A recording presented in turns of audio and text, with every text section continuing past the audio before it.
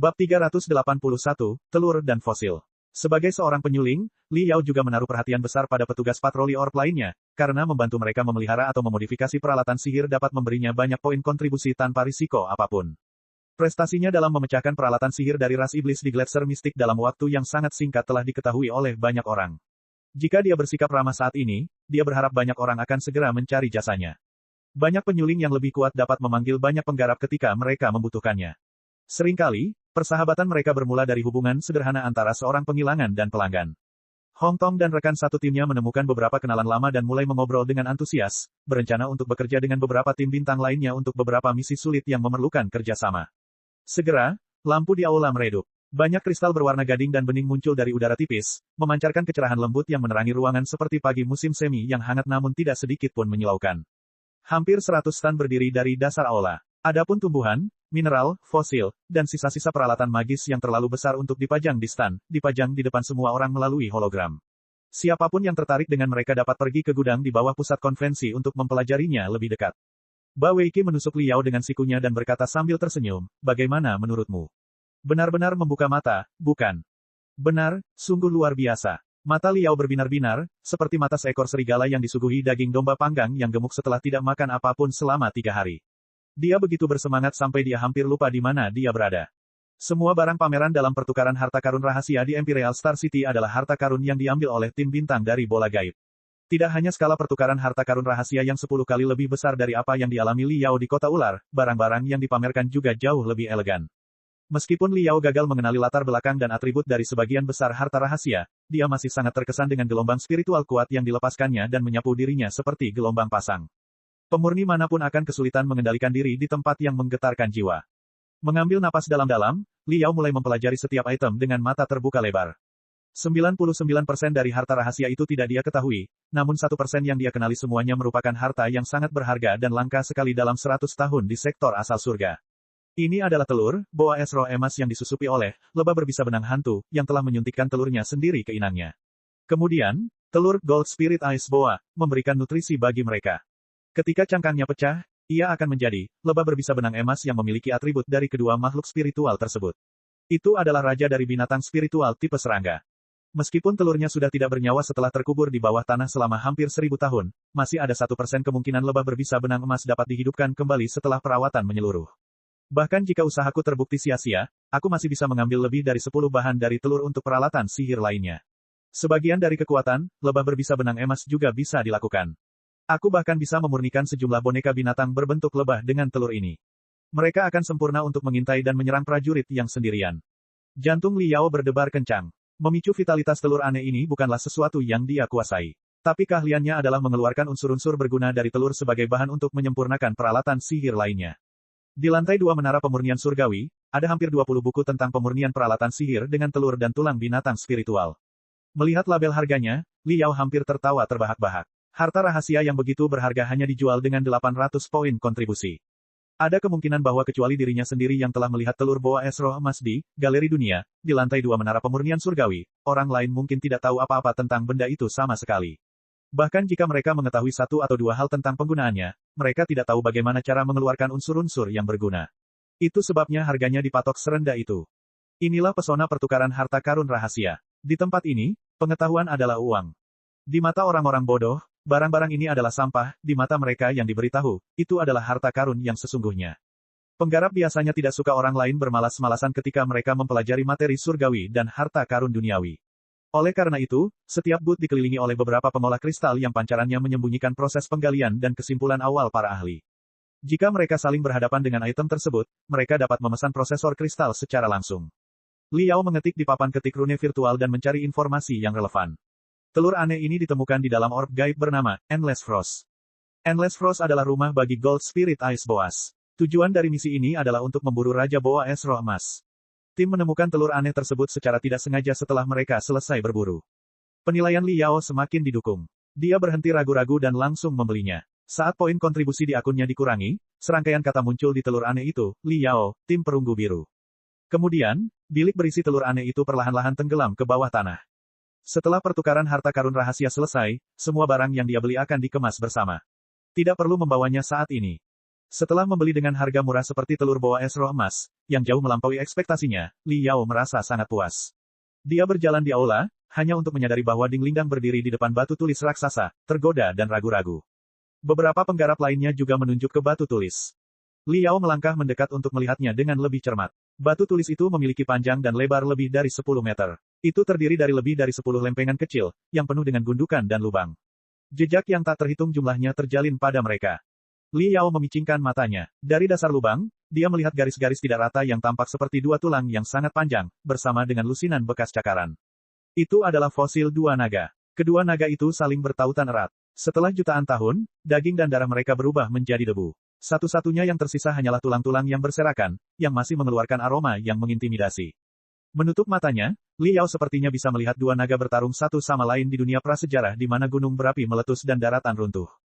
Mendesis. Saat Li Yao berdiam di dalamnya, salah satu naga tiba-tiba berlari ke arahnya dan menamparkan keningnya, yang membuatnya kedinginan dan memaksanya mundur selangkah. Li Yao tidak sadar kembali setelah dia mundur dari halusinasinya untuk waktu yang lama. Sungguh kekuatan mental yang luar biasa. Fosil yang luar biasa. Kedua naga itu panjangnya puluhan meter. Fosil ini hanyalah sebagian dari tubuh mereka. Jika fosil seluruh tubuh mereka dikumpulkan, kekuatan mental yang terkandung di dalamnya akan cukup untuk membunuh seorang penggarap tingkat rendah secara langsung. Apakah kamu ingin membeli fosilnya? Li Yao agak heran. Ding Lingdang adalah penggarap tipe pertempuran paling murni. Sejak kapan dia mulai mempelajari fosil? Ya, mata Ding Lingdang yang penuh gairah terfokus sepenuhnya pada fosil itu, tidak dapat dipindahkan ke tempat lain sama sekali. Dia bergumam pada dirinya sendiri, saya tidak tahu apa yang terjadi, tetapi saat saya tiba di sini, seluruh diri saya tertarik pada fosil tersebut, dan saya membayangkan dua naga bertarung yang mengguncang langit dan bumi. Saya merasa tercerahkan. Kamu tahu kalau aku sedang berlatih, api nona berwarna, sebagai seni budidaya utamaku saat ini. Namun ketika energi spiritualku meledak, selalu dalam bentuk naga. Jika aku bisa membeli fosilnya dan merasakan semangat dan jiwa binatang purba yang tertahan di dalamnya, itu akan berguna bagiku ketika memadatkan energi spiritualku, yang pasti akan meningkatkan kemampuan tempurku. Itulah sebabnya kamu berdiri di sini. Li Yao menganggukkan kepalanya. Merasakan semangat dan jiwa binatang yang mati melalui fosil adalah seni tingkat lanjut dalam budidaya. Dia tidak tahu bahwa Ding Lingdang telah memahami keterampilan luar biasa hanya setelah beberapa bulan pelatihan. Lalu tunggu apa lagi? Kalau tidak bisa lepas dari fosil itu berarti kamu ada hubungannya. Beli saja. Ding Lingdang agak malu. Dia meringis dan berkata dengan suara rendah, tapi itu terlalu mahal. Berbeda dengan telur Gold Spirit Ice Boa yang baru saja diambil Li Yao, fosilnya cukup mudah dilihat. Siapapun yang tidak buta dapat mengetahui bahwa itu adalah fosil tipe naga yang memiliki sejarah cukup panjang, meskipun mereka tidak dapat merasakan panggilan darinya. Oleh karena itu, biayanya jauh lebih mahal, dengan harga 9.000 poin kontribusi. Meskipun Ding Lingdang bergabung dengan Occult Orb Fellowship beberapa bulan lebih awal dari Li Yao, sangat mungkin dia tidak memiliki terlalu banyak poin yang disimpan, karena dia tidak pernah berhemat. Setelah perjalanan ke Mystic Glacier, dia hanya mendapat 10.000 poin kontribusi. Tentu saja, dia ragu untuk menuangkan semuanya ke dalam satu fosil ini. Li Yao tidak bisa menahan senyum. Uang tidak masalah. Aku di sini untukmu. Beli saja jika kamu menginginkannya. Ada cukup banyak tulang naga di dalam fosil. Setelah tingkah laku naga dihargai sepenuhnya olehmu, aku bisa menggalinya, sebagai bahan untuk memurnikan. Membunuh dua burung dengan satu batu. Itu tawaran yang bagus. Berbelanja adalah naluri alami seorang gadis. Mendengar pernyataan Li Yao yang gagah, Ding Lingdang menatap Li Yao dengan lebih lembut, sejenak lupa bahwa dia adalah Tyrannosaurus yang berbentuk manusia. Saat mereka membeli fosil naga, seorang pria parubaya yang tinggi, kurus, dan muram segera mencapai stan, hanya untuk menyaksikan fosil naga itu tenggelam. Dia linglung dan tersenyum pahit. Setelah mengobrol sebentar, mereka mengetahui bahwa pria itu adalah penatua dari Divine Serpent Hall, sebuah sekte tempur terkenal di Barat Daya Federasi. Banyak seni budidaya di aula ular ilahi yang mengharuskan para peserta untuk merasakan aksi naga di kehidupan nyata. Oleh karena itu, ketika dia diberitahu bahwa ada fosil naga yang akan dipamerkan di pertukaran harta karun rahasia, dia datang secepat mungkin. Namun, dia masih terlambat satu langkah. Ding Lingdang adalah seorang maniak seni bela diri. Energi spiritualnya selalu berbentuk naga. Dia sudah lama ingin berteman dengan Divine Serpent Hall, namun tidak pernah ada kesempatan. Setelah berbicara dengan Elder dari Divine Serpent Hall, kedua pihak mencapai kesepakatan yang memuaskan keduanya. Ding Lingdang akan mengeluarkan fosil naga untuk dihargai dan dipelajari oleh para murid aula ular ilahi selama 3 hari setiap bulan. Sebagai imbalannya, Balai Ular Ilahi akan menyediakan beberapa seni budidaya terbaik sekte mereka untuk Ding Lingdang.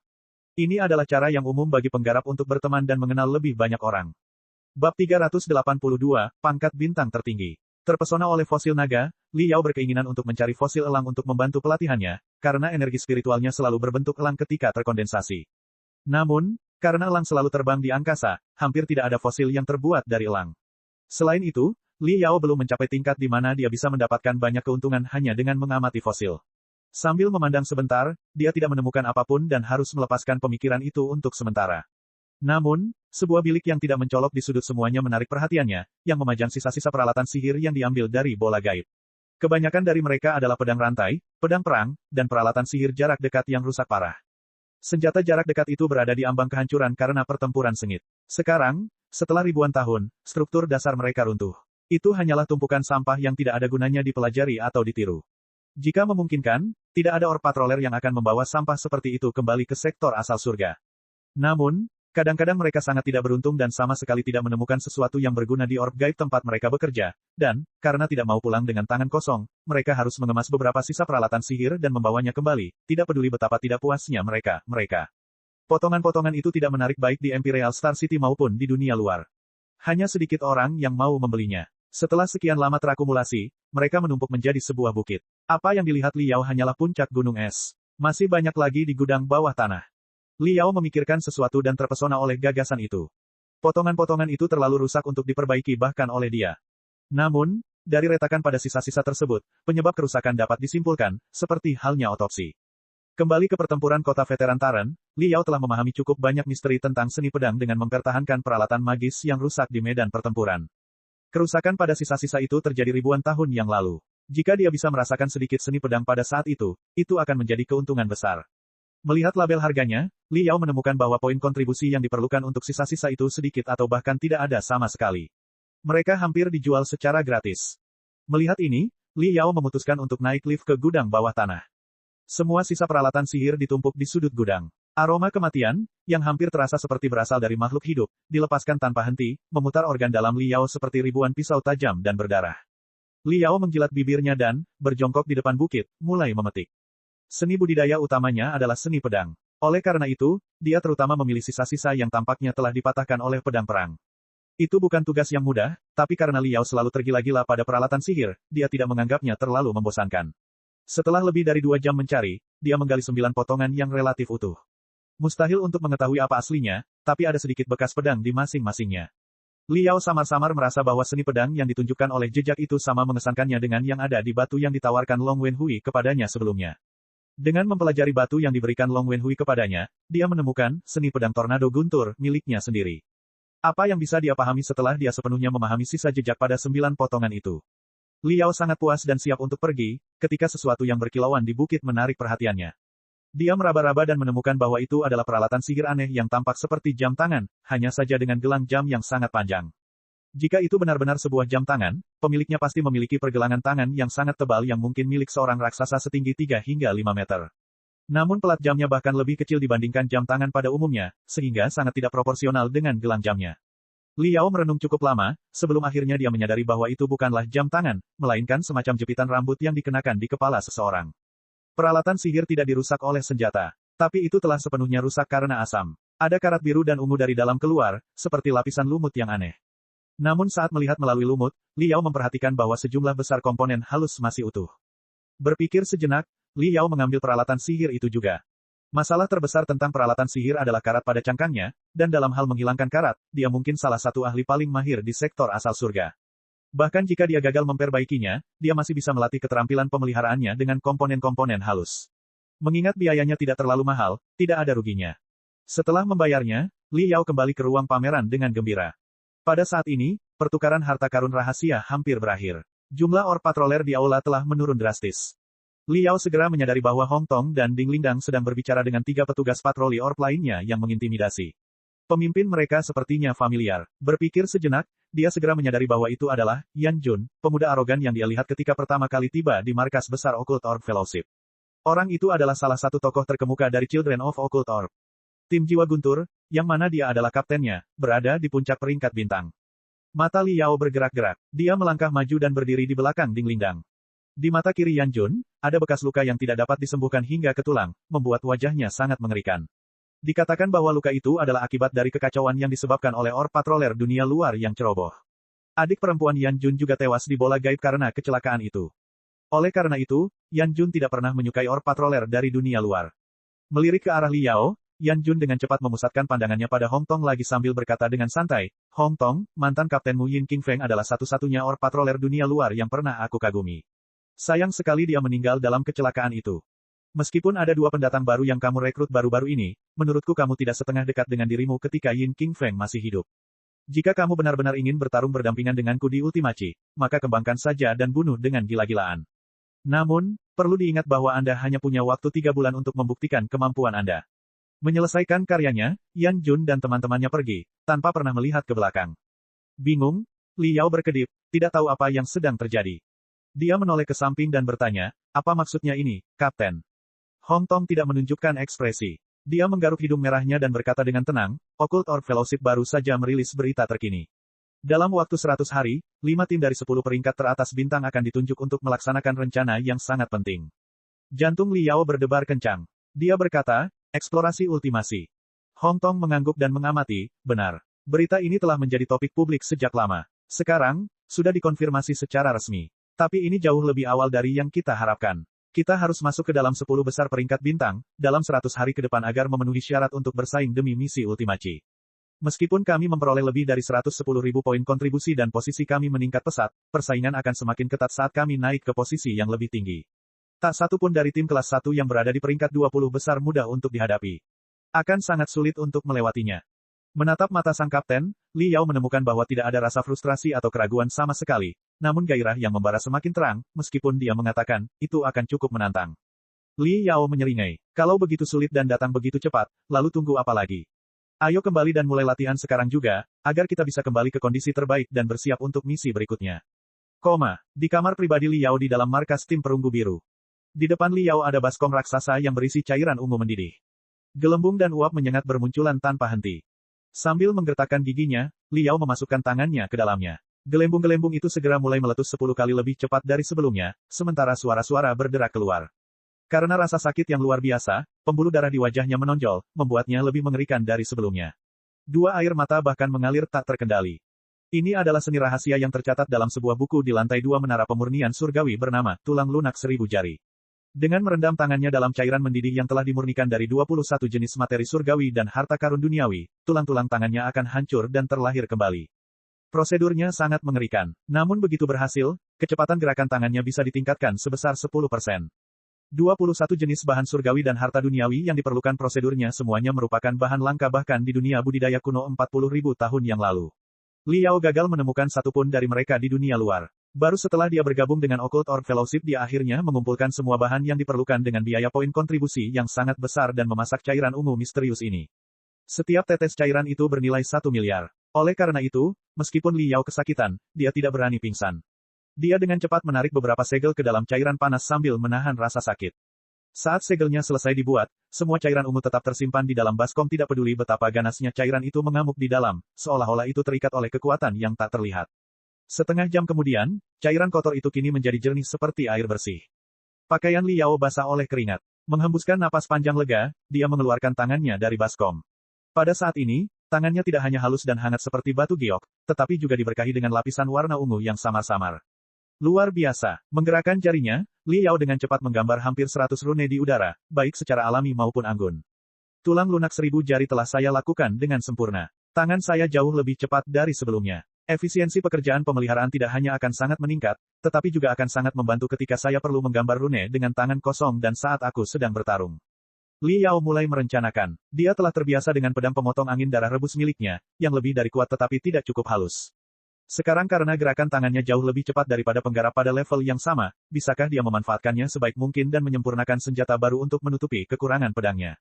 Saat dia merenung, prosesor kristal mininya mulai berdengung. Setelah membaca pesan itu, Li Yao bangkit dan tersenyum, gigi putihnya berkilau. Misi baru telah disetujui. Kali ini, misi berburu murni. Meski lebih berbahaya, poin kontribusi yang diberikan jauh lebih besar, belum lagi piala yang mungkin bisa mereka peroleh dari para iblis. 10 besar peringkat bintang. Tidak, targetku adalah peringkat teratas bintang. Melambaikan tangannya, warna ungu menghilang ke dalam daging dan darahnya. Li Yao keluar dari kamar. Bab 383, Flash Claw, Harta Karun Baru. Operasi rahasia akan dimulai dalam 100 hari. Ini sama dengan deklarasi publik bahwa penjelajahan ultimasi akan segera dimulai, dan bahwa hanya penggarap sektor asal surga yang paling cemerlang yang akan menginjakan kaki di tempat misterius yang belum pernah dikunjungi sebelumnya. Imperial Star City terbakar. Semua tim bintang menjadi gila, sibuk melamar segala macam tugas sulit. Rel bintang dari pangkalan peluncuran Occult Orb Fellowship bekerja siang dan malam. Ada angkutan bintang yang melaju melintasi lautan bintang setiap jam. Guntur di langit tidak pernah mereda. Awan kemerahan tidak pernah pudar. Pada saat semua tim bintang sangat ingin menunjukkan diri mereka, tim perunggu biru mengumumkan kembalinya mereka secara besar-besaran dengan pencapaian mempesona dan menakjubkan yang mereka capai. Setiap tim yang kembali dari orbit gaib dengan muatan penuh dan menyeimbangkan poin kontribusi mereka dalam kepuasan akan mendengar berita yang jauh lebih mencengangkan dari tim perunggu biru, yang menyebar ke setiap sudut Imperial Star City dengan mudah. Pada tanggal 15 Maret tim perunggu biru pergi ke Meraj Rahasia di mana mereka mengambil tanaman, bunga guntur mengejutkan, yang jarang terlihat. Ini sangat bermanfaat bagi para penggarap yang energi spiritualnya berada di kelas petir ketika mereka memasuki tahap formasi inti.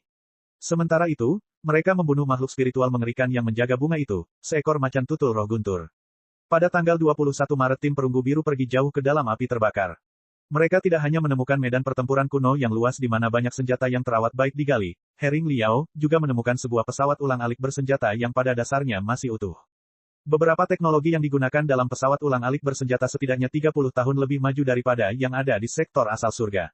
Jika teknologi tersebut didekripsi sepenuhnya, teknologi tersebut akan sangat membantu pengembangan pesawat ulang-alik bersenjata generasi berikutnya, Tentara Federal. Pada tanggal 27 Maret tim perunggu biru dan 3 tim bintang lainnya memulai ekspedisi ke pembakaran Inferno. Kolam darah yang dibangun oleh klan iblis untuk membiarkan binatang iblis khusus dihancurkan. Lebih dari 50 jenderal iblis terbunuh. Penyihir Inferno Dinglingdang dibunuh 3 jenderal iblis tingkat tinggi secara pribadi dan dikreditkan sebagai MVP. Pada tanggal 6 April dalam persaingan memperebutkan hak untuk menjalankan misi yang sangat berbahaya, tim perunggu biru menantang tim Phoenix Abadi yang menduduki peringkat ke-29 untuk berduel dan menyelesaikan pertarungan hanya dalam 21 menit 37 detik. Selama 1 bulan terakhir, tim perunggu biru tidak dapat dihentikan. Peringkatnya telah meningkat lebih dari 30 peringkat dan telah mencapai peringkat ke-27. Berita terkini mengenai kemajuan terbaru tim perunggu biru mengejutkan para patroli orb setiap hari. Adapun 2 pendatang baru, Herring Liao dan penyihir Inferno Dinglingdang, kekuatan pribadi mereka terus melonjak setelah setiap misi. Video misi mereka yang luar biasa membuka mata banyak orang, menjadikan mereka 2 selebritas paling terkenal di Imperial Star City saat ini. Pada tanggal 27 April di bengkel pemurnian tingkat lanjut dengan fasilitas terbanyak. Karena jumlah poin kontribusi di akunnya meningkat pesat, Liao kini mampu mendapatkan layanan yang lebih baik. Bengkel pemurnian khusus ini dimodifikasi berdasarkan bengkel pemeliharaan kapal luar angkasa dari Star Ocean Imperium. Itu adalah bengkel pemurnian terbaik bahkan di seluruh sektor asal surga. Tentu saja, biaya per jam untuk menyewanya juga sangat besar. Liao mengertakkan gigi dan menyewa bengkel selama 3 jam setiap hari. Setelah berlatih selama lebih dari sebulan di bola gaib dan menjalani hidup dan mati dalam embun beku, api, dan genangan darah klan iblis, sikap Liao telah banyak berubah. Sebelumnya, meskipun ia pernah terlibat dalam beberapa peristiwa besar seperti pertempuran kota Verdantart dan Perang 7 Kota, Liao menghabiskan sebagian besar waktunya di lembaga perang terpencil. Tak pelak, getaran ketidakdewasaan yang dimiliki para mahasiswa yang belum pernah merasakan kehidupan nyata selalu membekas di sekelilingnya. Namun setelah bertempur dan membunuh di negeri asing yang jauh dari sektor asal surga, dia seperti pedang yang ketajamannya tersembunyi jauh di dalam tepinya karena telah dibakar ratusan kali. Dia jauh lebih damai dan canggih dari sebelumnya. Namun, bekas luka berwarna biru cerah yang tampak seperti air mata dapat ditemukan tepat di bawah mata kanannya, yang menghancurkan ketenangan keseluruhan di wajahnya dan membuatnya tampak agak brutal. Bekas luka itu ditinggalkan oleh percikan asam korosif ketika mereka mencabut genangan darah klan iblis. Meskipun dia telah mengolesi salep medis, dibutuhkan setidaknya 2 bulan sebelum daging baru dapat tumbuh. Liao tidak peduli tentang hal itu. Sebaliknya, dia cukup menikmati penampilan barunya yang diberkahi dengan aura kekejaman. Liao perlahan menghangatkan jari-jarinya. Setelah 2 bulan perendaman dan generasi yang sangat menyedihkan, teknik tulang lembut 1000 jari telah sepenuhnya dilakukan. Warna ungu menyebar dari jari-jarinya dan berputar di sekelilingnya, seolah-olah dia sedang memegang 2 obor api ungu di tangannya. Setelah jari-jarinya gemetar, semua api ungu diserap oleh tangannya, yang sekarang tampak seperti diukir dari batu giok ungu yang sempurna dan berkilau. Detik berikutnya, tulang dan persendian menonjol keluar dari kedua tangannya yang hangat dan sehalus batu giok beberapa saat yang lalu. Di dalam dagingnya, 10 pisau tajam dari tulang sepertinya terkubur. Dia membuka tangannya, dan tangannya segera keluar dengan bau darah yang menyengat. Puluhan busur listrik berkelap-kelip dengan warna biru dan ungu berceceran di antara jari-jarinya. Di depan Liao, sebuah batu yang sangat keras ditempatkan. Batuan jenis ini lebih keras daripada kebanyakan logam, dan secara alami tahan terhadap energi spiritual. Batu itu hampir sama bagusnya dengan batu di bengkel pemurnian milik Liao tempat dia menempa peralatan sihirnya. Sambil mengendus, Liao melambaikan tangannya yang dilingkari busur listrik biru dan ungu dan menggaruk batu itu. Suara retakan bergema tanpa henti, seolah-olah seekor binatang raksasa sedang mengunyah kulit dan tulang mangsanya. Batuan itu hancur dan menyusut seperti sepotong kayu busuk. Setengah menit kemudian, ukurannya hanya setengah dari ukuran sebelumnya. Li Yao sangat puas. Dia memeriksa bekas cakarnya dan bergumam pada dirinya sendiri, seperti yang diharapkan dari seni bela diri terhebat yang menghabiskan 32.000 poin kontribusi. Seni cakar neraka biru elektrik ungu, ini sungguh luar biasa. Setelah dia selesai dengan tulang lembut 1000 jari, dia berpikir untuk mempelajari seni bela diri baru yang dapat memanfaatkan gerakan tangannya yang cepat dan kekuatan jarinya yang luar biasa. Setelah mempertimbangkan cukup lama, ia memutuskan untuk belajar seni cakar. Bagaimanapun, energi spiritualnya berbentuk elang ketika dipadatkan. Cara paling umum yang dilakukan elang untuk menyerang adalah dengan mencakar mangsanya dengan cakarnya. Dengan mempelajari seni bela diri serangan cakar, energi spiritualnya akan lebih mudah beresonansi. Oleh karena itu, setelah dia mengumpulkan poin kontribusi yang cukup, dia menukarkannya dengan salah satu seni cakar terbaik di sektor asal surga tanpa ragu-ragu. Meskipun dia belum sepenuhnya memahaminya karena dia baru membelinya setengah bulan yang lalu, Li Yao sangat puas dengan kemajuannya. Di dunia budidaya, ada sejenis peralatan magis yang tidak biasa bernama Flash Claw, yang dapat mengeluarkan listrik bertegangan tinggi ketika menghancurkan musuh. Saya benar-benar dapat menambahkan Flash Claw ke tangan kiri dari Mystic Skeleton Battle Suite, dengan tambahan kemampuan getaran frekuensi tinggi. Dengan sengatan listrik dan getaran frekuensi tinggi, bahkan binatang iblis dengan kulit paling tebal pun tidak akan mampu menerima salah satu seranganku. Kalau begitu, aku akan memiliki senapan mesin vulkan mengambang sebagai senjata jarak jauhku, pedang penebas angin darah rebus sebagai senjata jarak dekatku, cakar kilat bergetar saat pertarungan jarak dekat, bersama dengan 40 boneka binatang mini yang kusempurnakan dari telur lebah berbisa benang emas. Saya sudah bersenjata lengkap. Siapa tahu, saya pikir saya siap untuk ultimasi sekarang. Menjilati giginya yang tajam, Li Yao tersenyum dan kembali tenang. Dia mencuci tangannya dengan hati-hati dan berjalan ke ruangan bebas debu di sisi kanan bengkel penyulingan. Latihan, seni cakar neraka biru elektrik ungu, hanya dimaksudkan untuk menghangatkan jari-jarinya. Apa yang akan dia lakukan selanjutnya lebih penting. Selama sebulan terakhir, dia telah membawa 9 potongan yang dia beli dari pertukaran harta karun rahasia bersamanya sepanjang waktu dan mempelajari kerusakannya setiap kali dia punya waktu luang. Dia telah merasakan beberapa aksi pedang dari mereka, yang membuat seni pedang tornado gemuruhnya semakin mengintimidasi. Namun, yang paling memberinya manfaat adalah peralatan sihir yang berkarat dan seperti jam tangan. Peralatan ajaib ini terlihat kumuh dan tidak layak diperbaiki sama sekali. Tapi setelah Li Yao menghilangkan debu dengan teknik rahasia klan peleburan 100 dan membersihkan semua komponennya, dia menemukan bahwa kerusakannya jauh lebih sedikit dari yang dia duga. Kehalusan peralatan sihir juga di luar dugaannya. Dia memperkirakan bahwa jam itu bahkan lebih tepat daripada jam tangan pemburu tercanggih di persekutuan Zephyr. Belajar di lembaga perang terpencil sepanjang waktu, Li Yao tidak akrab dengan peralatan sihir yang tepat. Ini adalah kesempatan bagus baginya untuk berlatih. Karena rasa ingin tahu yang murni, Li Yao membongkar peralatan magis dan mendapatkan komponen yang tak terhitung jumlahnya yang lebih kecil dari milet dan lebih sempit dari sehelai rambut, sebelum dia mempelajari penggunaan masing-masing komponen dan tujuan dari peralatan magis ini secara keseluruhan. Awalnya, dia melakukannya hanya untuk bersenang-senang. Namun tak lama kemudian, dia sangat tertarik dengan peralatan ajaib itu. Setelah seluruh komponen disebar, hanya akan memakan area meja. Tapi baginya, itu seperti lautan luas yang batasnya tidak bisa dia lihat. Li Yao kecanduan. Kecuali hari-hari di bola gaib, dia sepenuhnya mengabdi pada pemolesan dan pemeliharaan peralatan magis misterius ini. Hari ini, dia akhirnya memahami atribut semua komponen dan merancang beberapa komponen kecil baru sesuai dengan maksud perancang peralatan magis. Semuanya sudah diatur. Teknologi yang digunakan dalam peralatan sihir terlalu rumit bagi saya. Tidak mungkin bagi saya untuk memperbaikinya sepenuhnya saat ini. Namun, saya dapat melewati bagian tersulit dan memperbaiki komponen periferal saja. Dengan menghubungkan unit stop kontak dengan komponen periferal, saya dapat membuatnya bekerja dengan fungsi minimum. Saya memperkirakan 30% fungsinya dapat dipicu. 30% sudah cukup. Untuk menangani komponen yang lebih kecil dari milet, Li Yao telah menggunakan metode baru untuk merakitnya, memurnikan dengan benang spiritual. Dia memejamkan mata, sementara energi spiritualnya keluar dan mengangkat ribuan komponen mini yang melayang naik turun di udara seperti tangan tak kasat mata. Kemudian, dia mengulurkan benang spiritual yang tak terhitung banyaknya dari akar spiritualnya, yang masing-masing mengikat satu komponen dengan lembut. Menggumamkan mantra pada dirinya sendiri, Li Yao dengan cepat melambaikan tangannya ke udara, tidak menggambar rune, tetapi holograf emas terang dan tembus cahaya yang tampaknya merupakan struktur internal dari sesuatu. Setelah itu, 10 jarinya gemetar dengan kecepatan yang terlalu tinggi untuk ditangkap oleh mata manusia, saat dia mengarahkan benang spiritualnya untuk menyeret komponen ke lokasi yang sesuai pada holograf. Ketika ribuan komponen sudah berada di posisinya, mata Li Yao yang setengah tertutup tiba-tiba terbuka. Lalu dia menyilangkan jari dan berteriak, "Bekukan." Holografik emas cerah langsung mengembun menjadi bola, sebelum meledak dan memunculkan artefak baru di dalamnya. Ribuan komponen yang lebih kecil dari milet telah dirakit dalam sekejap. Bab 384, Daftar Bintang yang harus dihancurkan. Apakah itu bekerja? Dahi Liao dipenuhi keringat, pipinya menggembung, sementara dia menatap peralatan sihir yang mirip jam itu dengan jantung berdebar kencang. Dia gugup sekaligus bersemangat. Ini adalah pertama kalinya dia memperbaiki peralatan sihir dari Star Ocean Imperium. Jika berhasil, itu berarti dia telah membuat lompatan besar dalam jalur pemurnian.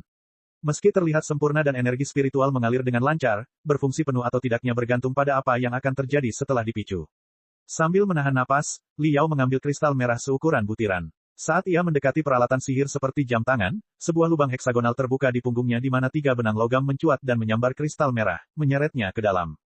Kristal merah adalah bagian dari kristal sumsum. Meskipun jam tangan itu tidak berukuran besar, energi spiritual yang dikonsumsi untuk berfungsi sangatlah besar. Kristal biasa dan sel kristal sama sekali tidak memuaskan. Hanya kristal sumsum yang dapat memenuhi kebutuhannya. Bersenandung, setelah menyerap kristal sumsum, sesuatu bergetar di dalam peralatan ajaib seperti jam tangan itu. Semua komponen beresonansi seolah-olah dihidupkan kembali oleh Liao. Pelat jamnya juga bersinar seperti langit malam berbintang. Berhasil, Liao terpesona. Dia meletakkan peralatan sihir di kepalanya dan mengarahkan pemutarnya ke akar rohaninya. Gelang jamnya sepertinya bisa menyesuaikan panjangnya secara otomatis, yang mengikat peralatan sihir itu ke kepalanya dengan nyaman. Tidak ada perasaan dingin atau hambatan sama sekali. Tampaknya telah menyatu dengan daging dan darahnya. Menenangkan dirinya, Liao memperluas salah satu pemikiran telepatinya ke dalam peralatan magis. Hampir 100 aliran informasi membanjiri kepalanya sebagai umpan balik. Mereka memindai otaknya dan, setelah memastikan bahwa dia adalah manusia dan dia belum pernah menggunakan peralatan sihir seperti itu sebelumnya, mengirimkan instruksi rinci dan panduan pengguna. Peralatan ajaib ini anehnya dikenal sebagai rumah potong hewan setan, yang telah digunakan oleh pasukan kekaisaran Star Ocean Imperium sebagai fasilitas pelatihan. Namun, tidak semua prajurit memenuhi syarat untuk berlatih dengan rumah potong hewan setan. Itu telah dirancang khusus untuk pasukan khusus tentara kekaisaran, serta para elit pasukan biasa yang memiliki kekuatan fisik luar biasa dan jiwa ultra solid dengan pencapaian luar biasa. Mereka yang berhak menggunakan rumah potong hewan setan, semuanya adalah pejuang terbaik dari Star Ocean Imperium. Alasannya adalah, rumah potong hewan setan, sangat berbahaya sebagai alat pelatihan. Hanya mereka yang memiliki kekuatan mental yang kuat dan jiwa yang kuat yang dapat melatihnya sesuai keinginan mereka. Jika tentara sembarangan menggunakannya secara sembarangan, mereka mungkin akan terbunuh seketika. Liao membaca dokumen itu dengan cermat. Rumah potong hewan setan dibagi menjadi 100 level, dengan level 1 adalah yang termudah dan level 100 adalah yang tersulit. Namun, karena banyak komponen kunci telah rusak dan Liao gagal memperbaikinya, komponen tersebut hanya dibuka hingga level 37, dengan beberapa level yang hilang di antaranya. Hanya ada total 29 level yang bisa dia manfaatkan. Apakah ini benar-benar menakutkan seperti yang diklaimnya? Biarkan saya mengaturnya ke level 1 dan mencobanya. Slaughterhouse of Demons memproyeksikan lusinan menu operasi rumit di dalam otak Liao. Cara menggunakannya berbeda dari peralatan sihir apapun di Star Glory Federation. Namun, Liao telah bermain dengan peralatan magis lain dari Star Ocean Imperium bernama Neltarion, yang sistem operasinya ratusan kali lebih rumit daripada rumah potong hewan setan. Oleh karena itu, tidak butuh waktu lama sebelum dia menemukan pilihan rumah potong hewan iblis, mengaturnya ke level termudah, dan memulai peralatan sihir. Sua, Liao merasakan seberkas sinar gading keluar dari dahinya dan mengembun menjadi hologram transparan tidak jauh darinya. Sesaat kemudian, hologramnya menjadi lebih padat. Iblis kering, kurus, berkulit kehijauan yang memiliki gigi tajam dan pipi menonjol sedang menatapnya dengan dingin dari jarak 3 meter. Sebuah ilusi. Sebelum Liao dapat mengambil tindakan apapun, iblis itu menyeringai mengerikan, memperlihatkan gading coklatnya, sebelum tiba-tiba berubah menjadi seberkas cahaya dan melewati Liao. Tak terbayangkan, tak terduga, dan tak terhentikan. Liao linglung sejenak. Dia merasa tenggorokannya gatal, dingin dan tidak nyaman, lalu dia mendengar suara desiran keras, baru beberapa detik kemudian dia menyadari bahwa itu adalah suara darah yang muncrat dari arteri karotis yang pecah. Dia menggaruk lehernya, hanya untuk menemukan tangannya berlumuran darah. Liao sangat terkejut. Pada saat ini, rasa sakit yang akut akhirnya menyerangnya, sementara pusaran hitam mulai berputar di depan matanya, menelan jiwanya. Dia berulang kali mengatakan pada dirinya sendiri bahwa itu hanyalah ilusi. Namun butuh 10 detik baginya sebelum akhirnya berhasil lolos dari tekanan kematian. Dia menyentuh lehernya lagi, dan dia menemukan setetes darah di sana. Kali ini, itu bukanlah ilusi, tapi reaksi tubuh setelah sel-sel otak distimulasi secara serius. Banyak ahli serangan mental yang mampu menghipnotis dan membodohi orang lain dengan mengira tangan mereka telah dipotong oleh pisau. Seringkali luka muncul di tangan mereka meskipun tidak ada yang menyakitinya. Ini adalah dunia di mana kekuatan mental bisa mengubah kenyataan.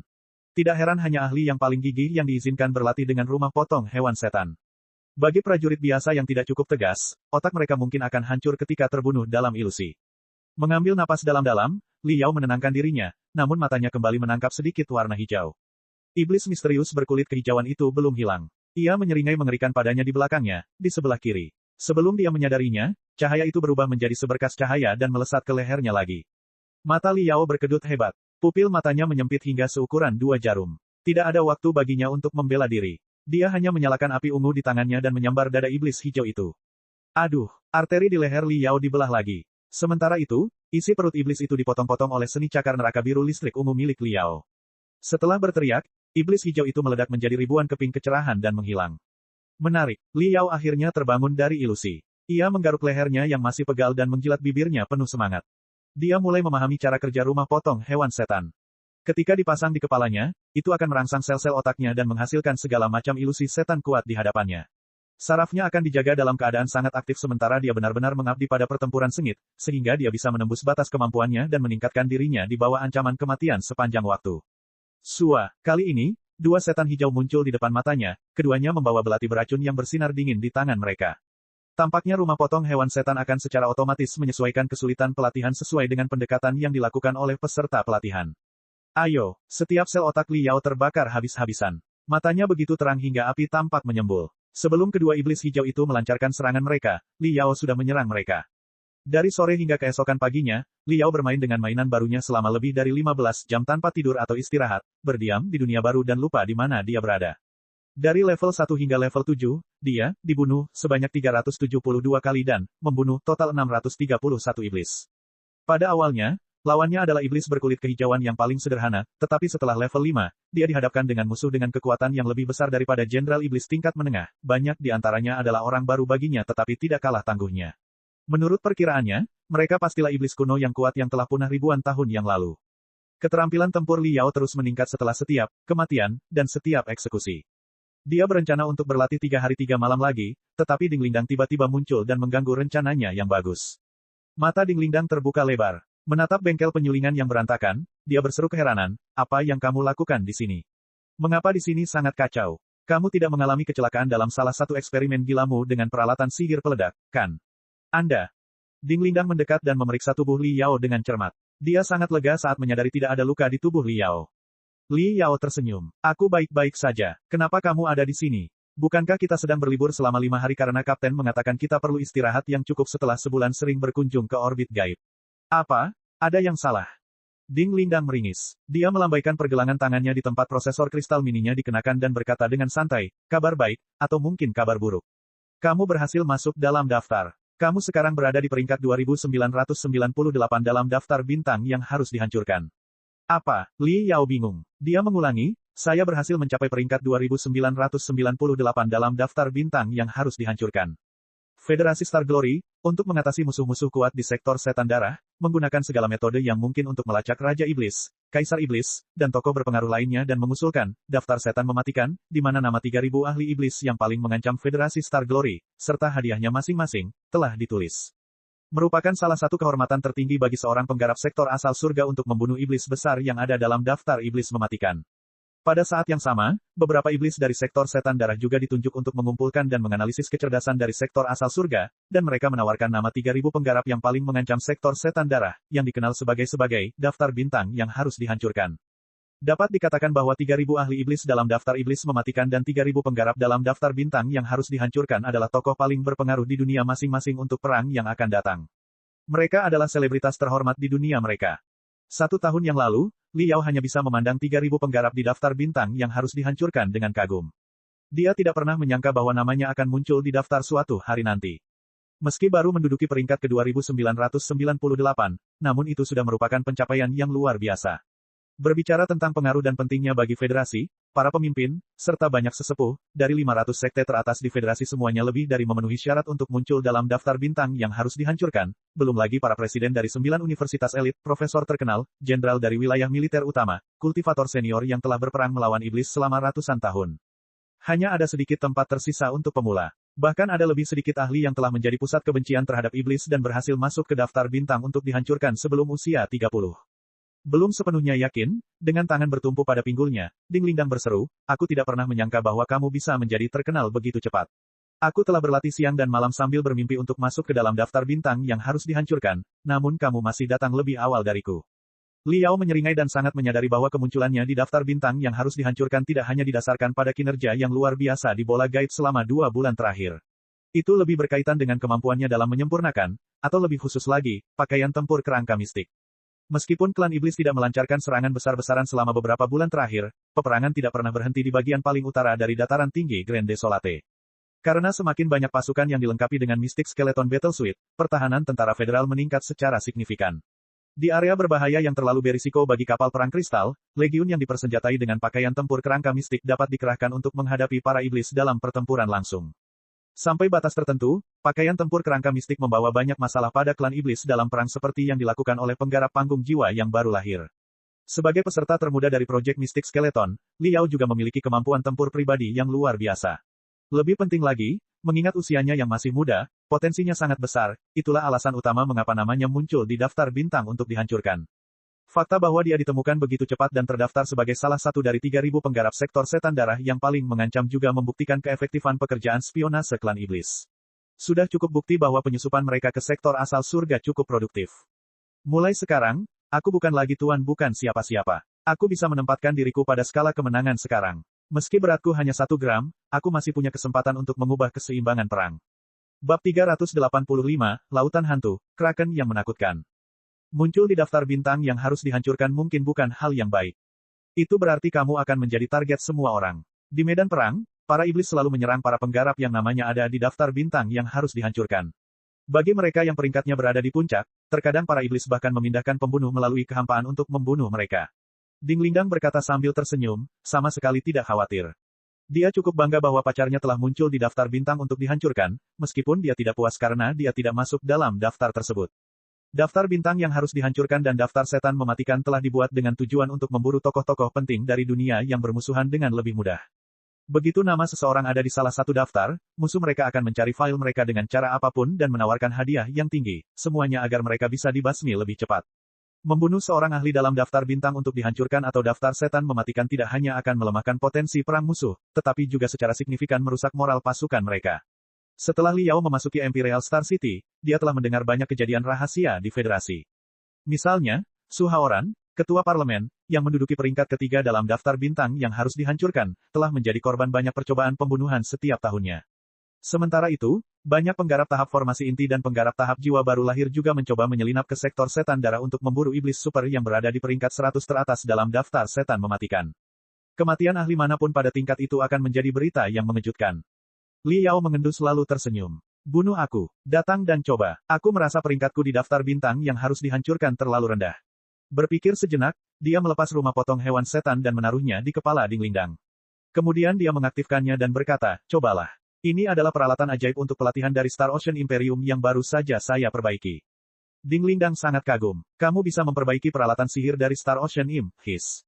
Dia tersesat sejenak. Keringat mengucur dari keningnya, sementara tubuhnya gemetar. Sesaat kemudian, dia kembali sadar dengan menggigil. Sambil menekan dadanya, dia berseru penuh semangat, hal ini menarik. Liao tersenyum dan melihat Ding Lingdang tampaknya terpikat padanya. Matanya melotot, giginya bergemeretak, saat dia bertarung melawan musuh tak kasat mata dalam ilusinya. Oleh karena itu, dia mundur selangkah, mengeluarkan 9 potongan itu, dan, menutup matanya, menyentuhnya dengan ujung jarinya yang sangat sensitif, mengamati seni pedang dari ribuan tahun yang lalu. Dia memiliki banyak metode pelatihan. Kecil kemungkinannya dia akan menggunakan rumah potong hewan setan 24 jam sehari. Membagikannya dengan Ding Lingdang adalah ide yang jauh lebih baik, agar tidak dibiarkan begitu saja. Liao berharap Ding Lingdang juga akan masuk dalam daftar bintang yang harus dihancurkan, dan mereka berdua bisa maju bergandengan tangan. Perjalanan sendirian akan terlalu sepi. Dalam beberapa hari berikutnya, mereka bergantian menjalani sesi pelatihan ekstrim di rumah potong hewan setan. Saat liburan usai dan tim perunggu biru berkumpul kembali, getaran mereka yang tajam dan tak terhentikan mengejutkan semua orang. Pada bulan berikutnya, tim perunggu biru menerapkan beberapa misi dengan risiko yang tidak terbayangkan dan menyelesaikan semuanya dengan sempurna. Posisi mereka di peringkat bintang naik ke 15 besar. Liao dan Ding Lingdang semakin menonjol. Video misi brilian mereka disebarkan ke setiap sudut Imperial Star City, dan kemudian, ke seluruh dunia budidaya. Tidak ada lagi yang menganggap mereka pendatang baru. Mereka akan menjadi Orc Patroller yang paling mahir. Pada tanggal 2 Juni di Ghost Ocean. Ini adalah bola gaib yang ditutupi oleh lautan yang mengamuk. Kecuali bebatuan tajam yang sesekali muncul dari lautan hitam, tidak ada daratan yang bisa diinjak sama sekali. Hembusan angin mendominasi langit laut hantu. Pusaran raksasa ada di mana-mana di lautan. Ombak yang ditimbulkan oleh arus bawah yang ganas bisa melonjak hingga ratusan meter sambil mengeluarkan suara-suara aneh yang menyerupai jeritan jiwa-jiwa yang tidak tenang. Jika dilihat dari atas, nampaknya tak terhitung banyaknya hantu yang berkeliaran di bawah lautan, oleh karena itu dinamakan lautan hantu. Pada saat ini, di antara gelombang laut seperti gading yang masing-masing lebih tinggi dari yang lain, pakaian kristal mengelak dan terbang cepat dengan api knalpot emas di belakangnya. Setelah diperkuat dan dipoles oleh material surgawi dan harta karun bumi yang tak terhitung jumlahnya dari persekutuan orb gaib, pakaian tempur kerangka mistik saat ini telah mengalami perubahan yang luar biasa dibandingkan dengan 3 bulan yang lalu. Dengan batu bayangan walet, tembaga inti harimau surgawi, cairan cahaya merah, dan banyak material langka lainnya, warna dari pakaian tempur kerangka mistik telah berubah dari abu-abu cerah menjadi hitam pekat, dengan garis merah darah yang menguraikan tepi setiap bagiannya, pelat baja. Dengan latar belakang lautan hitam, mistik skeleton battle suit sepertinya telah menghilang. Apa yang tersisa di udara adalah holograf merah tembus pandang, yang di sekelilingnya kadang-kadang kecerahan emas berkilauan. Penuh misteri dan dingin, seperti langit berbintang yang luas. Ledakan. Di belakang mistik skeleton battle suit, yang melarikan diri dengan kecepatan penuh, sebuah gumpalan besar berdiameter sekitar 50 meter muncul dari permukaan laut, sebelum meledak, menghasilkan ledakan yang memekakkan telinga. Apa yang terungkap setelah ledakan adalah binatang iblis kuat dengan diameter lebih dari 30 meter yang tampak seperti cumi-cumi yang membesar. Setiap tentakel kraken setebal dan sepanjang kereta kristal. Tidak hanya ditutupi oleh pengisap yang dapat menyerap air laut dan udara serta mengganggu gelombang spiritual di dekatnya, terdapat juga banyak caruncel di antara pengisap yang dapat menyemburkan air laut, sehingga membentuk banyak pedang air bertekanan tinggi. Tanpa perlindungan dari jas kristal, bahkan seorang penggarap panggung fondasi bangunan mungkin akan terpotong menjadi 2 oleh pedang air dengan mudah. Terangkat oleh 8 tentakel yang sangat besar adalah kepala raksasa yang hampir sebesar gunung terapung, yang ditempel dengan rumput laut dan cangkang berwarna-warni yang tak terhitung jumlahnya yang tampaknya menjadi pelindungnya dalam bentuk garis-garis bundar yang aneh. Di tengah garis bundar, mata merah, yang diameternya lebih dari 2 meter dan secara alami diberkati dengan kemampuan untuk melakukan serangan mental, terlihat melotot. Sekilas saja sudah cukup untuk merobek jiwa para penggarap tingkat rendah. Di belakang matanya, ada 8 kerutan yang mengelilingi tubuh tempat mangsanya akan dimangsa. Setiap kerutan dipenuhi dengan tulang-tulang yang bersinar dingin dan setajam gigi, tidak ada keraguan bahwa jika Liao digigit, baik jas kristalnya maupun dirinya sendiri akan dikunyah berkeping-keping tanpa ada bekas sedikit pun yang tersisa. Ho, ho, ho, kraken itu sangat marah. Cairan setebal darah mengalir keluar dari mata merahnya. Menyemburkan air dari semburan di belakang kepalanya, ia mendorong dirinya ke depan dengan kekuatan lawan dan tetap berada di belakang Liao. Saat ia mengejar, ia mengeluarkan cairan sehitam tinta dari 16 semburan di kepalanya, yang meledak di dekat Liao dan membentuk kumpulan kabut berbisa yang berbau busuk. Battle Suit Mystic Skeleton saat ini bukan lagi MP Crystal Suit dari setengah tahun yang lalu. Setelah setiap misi, Liao akan menghabiskan banyak poin kontribusi pada materi surgawi dan harta karun bumi untuk memodifikasinya lebih lanjut. Sampai hari ini, setelan kristalnya tidak lebih buruk dari setelan kristal super bernilai miliaran yang dikenakan oleh penggarap tahap formasi inti. Keahlian Liao dalam mengendalikan pakaian kristal menjadi semakin lancar setelah pertempuran hidup dan mati yang tak terhitung jumlahnya. Kabut berbisa hendak menyelimuti jas tempur kerangka mistik, ketika baju perang itu tiba-tiba berubah menjadi bayangan kabur yang tak terhitung jumlahnya dan melesat keluar dari kabut yang menyelimuti pada sudut yang tak terbayangkan, sebelum ia melaju ke depan di bawah naungan ombak yang mengamuk. Terkadang, ombak dan pedang air kraken hanya berjarak sehelai rambut dari Mystic Skeleton Battle Suit. Tapi lebar sehelai rambut sepertinya telah diperbaiki dengan lem super. Betapapun marahnya kraken itu, ia tidak mampu memotong bagian manapun dari Mystic Skeleton Battle Suit, bahkan sudut dari sepotong pelat baja pun tidak.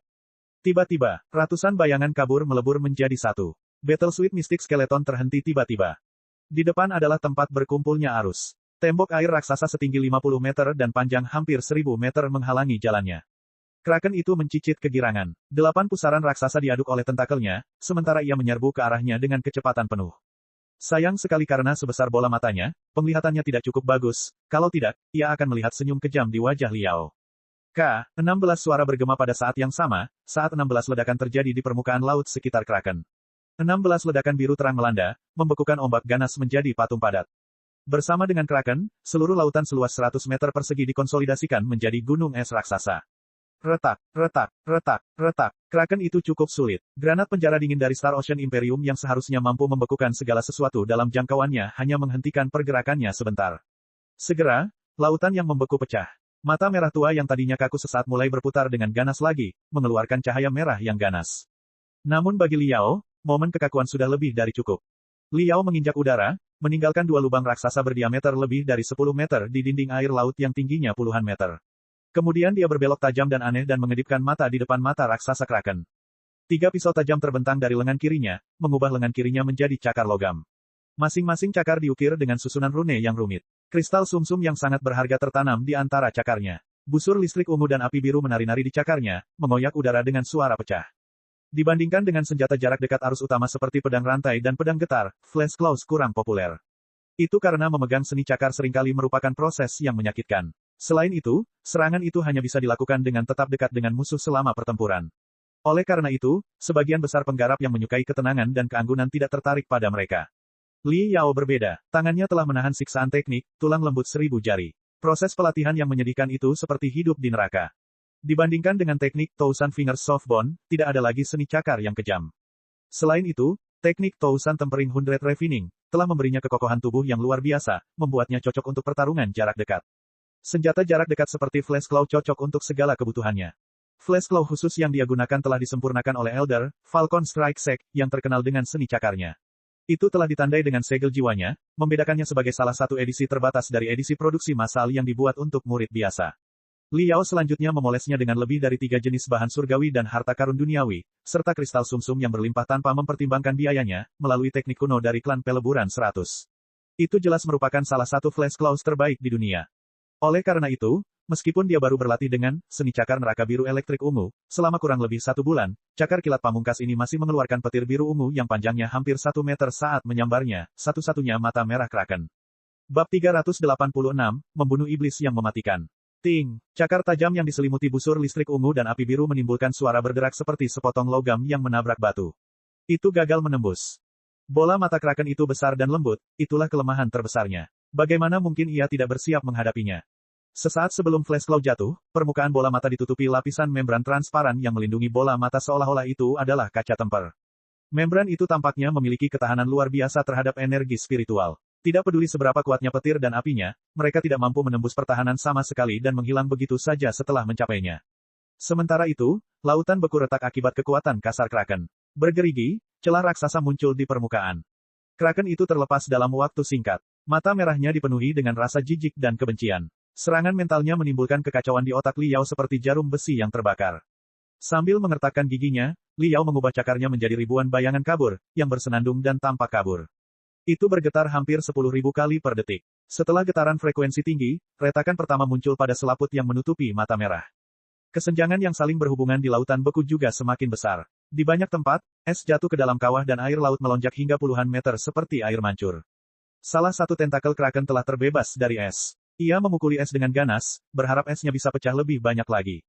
Saat ini hanya masalah kecepatan. Mata Kraken dipenuhi dengan rasa jijik, sementara 2 tentakel lainnya keluar dari es dan bergabung dengan tentakel pertama untuk merobek es. Lautan yang membeku berguncang dan akan runtuh dalam waktu singkat. Namun, keyakinan di mata Li Yao tidak berkurang sedikitpun. Dia meraung dan menuangkan seluruh energi spiritualnya ke lengan kirinya. 2 cincin emas di ujung depan lengan kanannya tiba-tiba mulai berputar berlawanan arah. Cakar di antara mereka juga mulai berputar. Flash Claw segera berubah menjadi mesin cincang yang bergetar dengan cepat. Busur listrik ungu, api biru, getaran frekuensi tinggi, dan revolusi cepat. Di bawah pengaruh keempat kemampuan ini, selaput pertahanan di luar mata merah akhirnya tidak tahan lagi dan pecah berkeping-keping setelah terdengar suara retak. Flash Claw menembus bola mata tanpa bisa dihentikan. Sebuah balon yang terbuat dari darah meledak di atasnya. Battle Suit Mystic Skeleton dihujani oleh cairan merah yang sangat korosif, yang mengikis Mystic Skeleton Battle Suit. Tapi itu tidak berpengaruh pada cangkang yang sangat kuat dan lapisan anti-korosi apapun. Dalam waktu kurang dari 1 detik, mata merah itu telah terpotong-potong oleh Flash Claw dan roboh. Busur listrik dan api biru bahkan menembus bagian bawah matanya hingga ke otaknya. Kraken itu mencicit putus asa, sementara ia melebarkan ketiga tentakelnya secara maksimal dan menghancurkan es, menyebarkan potongan-potongan es kemana-mana. Dengan senyuman dingin, Li Yao menarik Flash Claw miliknya dan melipatnya, memperlihatkan tangan kirinya.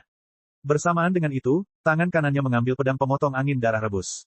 Kemudian, tangan kirinya bergabung dengan tangan kanannya untuk mengeluarkan pedang dan menusuk mata merah Kraken yang telah hancur. Meskipun pedang penebas angin darah rebus hanya memiliki panjang 2 meter, aura darah dari pedang itu mengalir hingga 10 meter di sekitarnya, didorong oleh semangat tinggi Li Yao dan energi spiritual yang diaktifkan sepenuhnya, menonjol langsung ke kedalaman otak lembut Kraken.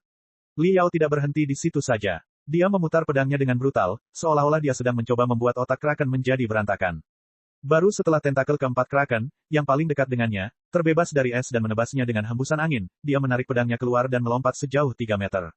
Kemudian dia segera memanggil 4 senapan mesin vulkan terapung dari Cosmos Ring miliknya, diarahkan ke lubang darah raksasa yang berdiameter lebih dari 1 meter, dan melepaskan tembakan.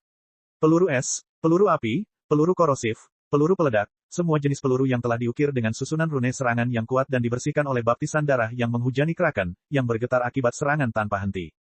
Cairan putih bening mengalir keluar dari lubang di tubuhnya. Ini adalah darah aslinya. Cairan merah di dalam mata merah itu sebelumnya hanyalah media pemicu serangan mental. Kraken itu akhirnya melepaskan diri dari es, namun kepalanya sudah hancur berkeping-keping oleh Liao. Tubuh Kraken yang lembut berubah menjadi kaku. Tentakel yang melambai dengan liar kehilangan momentumnya. Kraken berada di ambang kematian, tetapi nyala api aneh menyala semakin terang di bagian inti tubuh raksasa itu. Aduh, salah satu kerutan di kepala Kraken tiba-tiba terbelah, dan dari situ sesosok tubuh berwarna abu-abu menyembur keluar dan melayang di udara, sementara ia menatap Liao dengan sangat marah. Sosok ini tingginya lebih dari 2 meter, dengan 4 anggota badan dan 1 kepala.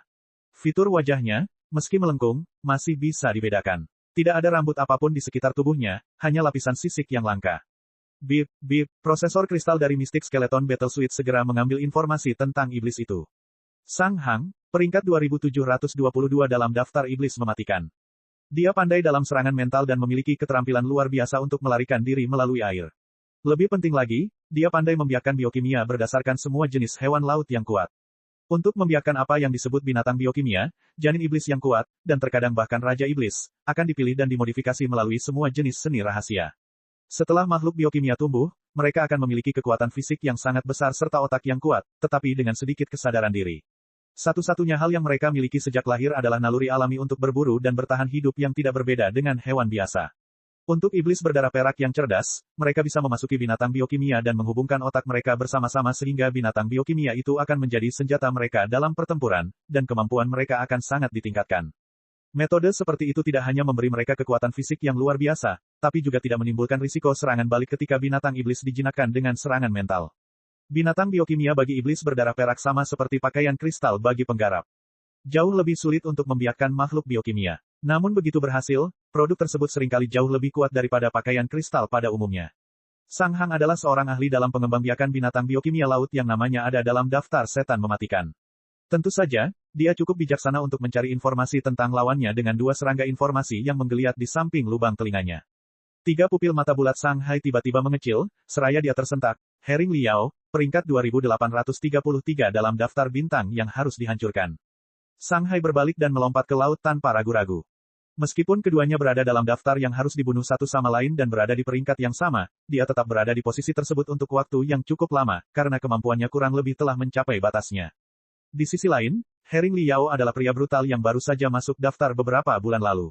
Dia telah membunuh beberapa ahli terkenal dari sektor setan darah dalam kompetisi di bola gaib. Selain itu, sebagian besar kemampuannya bergantung pada biokimia-biokimianya. Saat ini, senjatanya yang paling tajam telah dipatahkan. Pertarungan tidak akan menguntungkannya jika terus berlanjut. Dalam sekejap, Sang Hai hanya berjarak 10 meter dari laut. Selama dia memasuki lautan, dengan keterampilan cemerlangnya dalam melarikan diri dari air, dia yakin bahwa bahkan seorang penggarap tahap formasi inti pun tidak akan mampu menangkapnya. Tetapi pada saat ini, dia tiba-tiba merasa tubuhnya lebih ringan, dan dia akan kehilangan keseimbangan. Segala macam halusinasi muncul di depan matanya. Ia bagaikan seekor gurita kecil yang ditempelkan di talenan dan dijemur di bawah terik matahari. Rasa sakit yang akut tak terlukiskan dengan kata-kata apapun. Sebelum ia bisa menghilangkan halusinasinya, tubuhnya merasakan 72 rasa sakit yang tumpul akibat 72 peluru mematikan yang melesat dari sudut yang tidak terduga. Sang Hai pantas mendapatkan namanya sebagai iblis yang disegani dalam daftar iblis mematikan. Gelombang suara ledakan keluar dari mulutnya, yang membuat semua peluru keluar dari jalurnya untuk sesaat. Matanya tiba-tiba berkedip dengan cahaya yang mengintimidasi. Ilusi itu segera hancur berkeping-keping. Dami, Baweiki, yang bersembunyi di dasar lautan, memuntahkan darah karena kekuatan mental yang kuat. Sementara itu, tubuhnya berputar aneh seperti sedang berenang di laut meski berada di udara. Kemudian, dia berbalik dan lari keluar dari area di mana gravitasi telah diubah oleh Hong Tong. Hanya dalam beberapa detik, serangan mematikan dari 3 musuh telah dia selesaikan dengan mudah. Namun, sebelum dia bisa merasa bangga pada dirinya sendiri, dia pingsan dan hampir jatuh dari langit. Apa yang terjadi? Aku, berdarah. Sang Hai sangat terkejut. Dia telah bersembunyi di tengah otak Kraken. Meski pedang Liao terlalu pendek untuk dijangkaunya, aura darah telah menyapu seluruh tubuhnya. Sang Hai merasa puas dengan pembelaannya. Dia tidak akan terganggu olehnya bahkan jika pedang sungguhan memotong tubuhnya. Oleh karena itu, dia sama sekali tidak peduli dengan sapuan aura darah. Namun dia tidak mengetahui bahwa aura darah dari pedang pemotong angin darah rebus dapat memicu pendarahan internal. Makhluk hidup manapun yang memiliki sistem peredaran darah, baik manusia maupun setan, akan menjadi korbannya. Dia tidak merasa ada yang salah sekarang. Namun gerakan menghindar untuk menghindari serangan tiga musuh tangguh itu hampir menghabiskan kekuatan fisik dan mentalnya. Konsekuensi dari cedera sebelumnya akhirnya terungkap. 0,1 detik kemudian, Shanghai menahan pendarahannya dengan paksa dan menekan rasa pusingnya. Namun apa yang dia lihat ketika matanya kembali jernih adalah tiga api naga yang diberkahi dengan aroma primitif, barbar, dan agresif seolah-olah mereka telah melintasi ruang dan waktu dari miliaran tahun yang lalu. Ledakan, ledakan, ledakan. Kehabisan tenaganya, Shanghai terkena api berwarna nona milik Ding Lingdang dengan tepat. Setelah mengapresiasi fosil naga siang dan malam dan berlatih dalam pertempuran ekstrim melalui rumah potong hewan iblis, Ding Lingdang telah menghiasi api berwarna nona miliknya dengan aroma prasejarah yang kuat yang tidak seperti beberapa bulan yang lalu. Setelah serangan itu mengenai musuhnya, energi spiritual mengamuk tanpa henti seperti arus deras. Swoosh, swoosh, swoosh. 72 peluru yang terkena gelombang suara Shanghai berputar dan mengenai sasarannya di bawah kendali pikiran telepati, Shell, Leng Ximing. Peluru-peluru ini telah disempurnakan oleh Li Yao yang dia minta setelah membeli sejumlah besar bahan surgawi dan harta karun duniawi. Dengan keterampilan menembaknya yang mahir, pelurunya 10 kali lebih kuat dari sebelumnya. Pembedahan emas. Shell, Leng Ximing berteriak. Busur listrik emas berceceran di antara peluru, sebelum tiba-tiba memanjang dan menusuk tubuh Shanghai seperti ratusan pedang tajam. Tubuh Shanghai yang meronta tiba-tiba menjadi kaku. Tidak ada waktu baginya untuk mengambil tindakan pencegahan. Battle Suit Mystic Skeleton telah berkedip di belakang punggungnya. Api knalpot yang sama menakutkannya dengan tsunami memancar keluar dari rangkaian power rune. Kecepatan dan kekuatannya maksimal, pedang pemotong angin darah rebus membentuk busur merah yang hampir sempurna, melewati leher Shanghai dalam sekejap mata. Gerakannya begitu cepat hingga kepala tetap berada di leher meski telah dipotong, sehingga darah tidak muncrat. Kebrutalan di ketiga matanya telah hilang sama sekali. Iblis terkenal Shanghai dalam daftar iblis mematikan telah dibunuh oleh Li Yao dan rekan satu timnya. Bab 387, Kuil Bintang Jatuh. Huala, bodoh, Ba Weiki melompat keluar dari laut. 9 antena yang ditutupi cincin menonjol dari kepala jas kristalnya yang berukuran tidak proporsional, yang memproyeksikan kekuatan mentalnya yang telah ditingkatkan puluhan kali ke langit di mana ia membentuk jaring yang tidak dapat ditembus. Sesaat kemudian, bayangan tembus pandang muncul di langit, menari dan berlari, hanya untuk terhalang oleh jaring luas yang tak terlihat, sebelum kembali ke kepala Shanghai tanpa daya. Jiwa Shanghai telah ditekan kembali ke mayatnya. Teriak Ba Weiki. Yan Yang Tian, yang bersembunyi di dekatnya sepanjang waktu, melompat ke depan dan menamparkan kepala Shanghai, yang langsung membeku dengan bunga es yang tumbuh subur. Tanpa emosi, Yan Yang Tian mengambil kepala beku itu, memasukkannya ke dalam wadah, dan meletakkannya di kosmos ring miliknya. Karena Shanghai adalah salah satu dari 3.000 iblis mematikan, dia harus mengetahui banyak informasi rahasia tentang sektor setan darah. Seni rahasia yang dia gunakan untuk membiakkan binatang biokimia juga akan sangat membantu mempelajari ilmu kehidupan di sektor asal surga. Dia telah dieksekusi dengan rapi. Sel-sel otaknya masih utuh, jiwa iblisnya gagal melarikan diri. Setelah tim kembali ke sektor asal surga, banyak penggarap tipe penelitian yang mampu membuatnya mengakui setiap rahasia yang terkubur di dalam otaknya. Boom, bom, bom. Pada saat ini, lebih dari 10 ledakan yang mengguncang bumi terjadi jauh di dasar lautan jauh di depan. Bola api itu membubung ke langit dan mewarnai kegelapan menjadi kemerahan. Pangkalan pembiakan binatang biokimia laut yang didirikan oleh sektor setan darah jauh di bawah laut telah diledakkan oleh 4 tim bintang. Sambil menghela nafas lega, Li Yao menyaksikan mayat kraken yang melayang naik turun dalam pusaran gelap bergerak menuju kedalaman lautan, mengetahui bahwa potensi bahaya telah berhasil dihilangkan. Seandainya persekutuan Orb Gaib tidak menemukan markas rahasia pada waktunya, klan iblis akan mampu melemparkan telur-telur binatang biokimia ke dalam lautan sektor asal surga di mana mereka akan tumbuh selama 10 hingga 20 tahun tanpa ada yang menyadarinya. Ada yang salah. Pada saat yang tepat, pasukan iblis bisa saja menyelinap ke sektor asal surga dan muncul di pantai Federasi Star Glory untuk mengekang monster biokimia tersebut, mengunci pelabuhan dan memutus transportasi. Konsekuensinya akan sangat berbahaya. Swoosh, swoosh, swoosh, swoosh. Lebih dari 10 garis kecerahan melesat ke arah mereka, yang merupakan Orb Patroller lainnya yang mengambil bagian dalam misi kolaboratif ini. Melihat mayat yang bergerak-gerak di udara yang masih dikelilingi oleh energi iblis yang kuat meskipun telah kehilangan akal, semua Orb Patroller tercengang, dan tidak sampai 5 detik kemudian akhirnya tersentak tak percaya. Mereka mungkin telah menghancurkan basis perkembangbiakan klan iblis, namun tim perunggu biru telah membunuh ahli terkenal dalam daftar iblis mematikan. Tampaknya tim perunggu biru akan menerima poin kontribusi terbanyak lagi. Tapi tidak ada yang mengeluh. Mereka yakin 100% bahwa mereka dapat menghancurkan basis perkembangbiakan binatang biokimia laut, namun mereka tidak memiliki keyakinan apapun bahwa mereka dapat membunuh Shanghai dan bahkan tidak mau mencobanya. Tim perunggu biru telah menjadi tim terbaik dari Orb Patrollers dunia luar. 4 pesawat ulang-alik bintang yang rusak parah berhenti di ujung rel bintang. Anggota tim perunggu biru keluar dari pesawat ulang-alik bintang mereka dengan kepala terangkat tinggi, dikelilingi oleh staf yang jumlahnya hampir 5 kali lebih banyak dari sebelumnya. Banyak penggarap tipe penelitian telah mengetahui berita tersebut sebelumnya. Mereka menunggu di luar untuk mengambil bahan surgawi dan harta karun duniawi dari bola gaib dan kepala iblis yang mematikan itu, sehingga mereka dapat memulai pelajaran mereka lebih cepat. Saat ini, tim perunggu biru telah diakui sebagai tim lapis pertama. Selain Liao, Ding Lingdang dan Kapten Hong Tong juga telah muncul di daftar iblis mematikan, yang berarti bahwa mereka dianggap oleh klan iblis sebagai bagian dari 3.000 orang paling berbahaya di Federasi Star Glory yang memiliki populasi sebesar hampir 10 miliar. Kapten Hong Tong berada di peringkat 2321, sedangkan Ding Lingdang berada di peringkat 2904.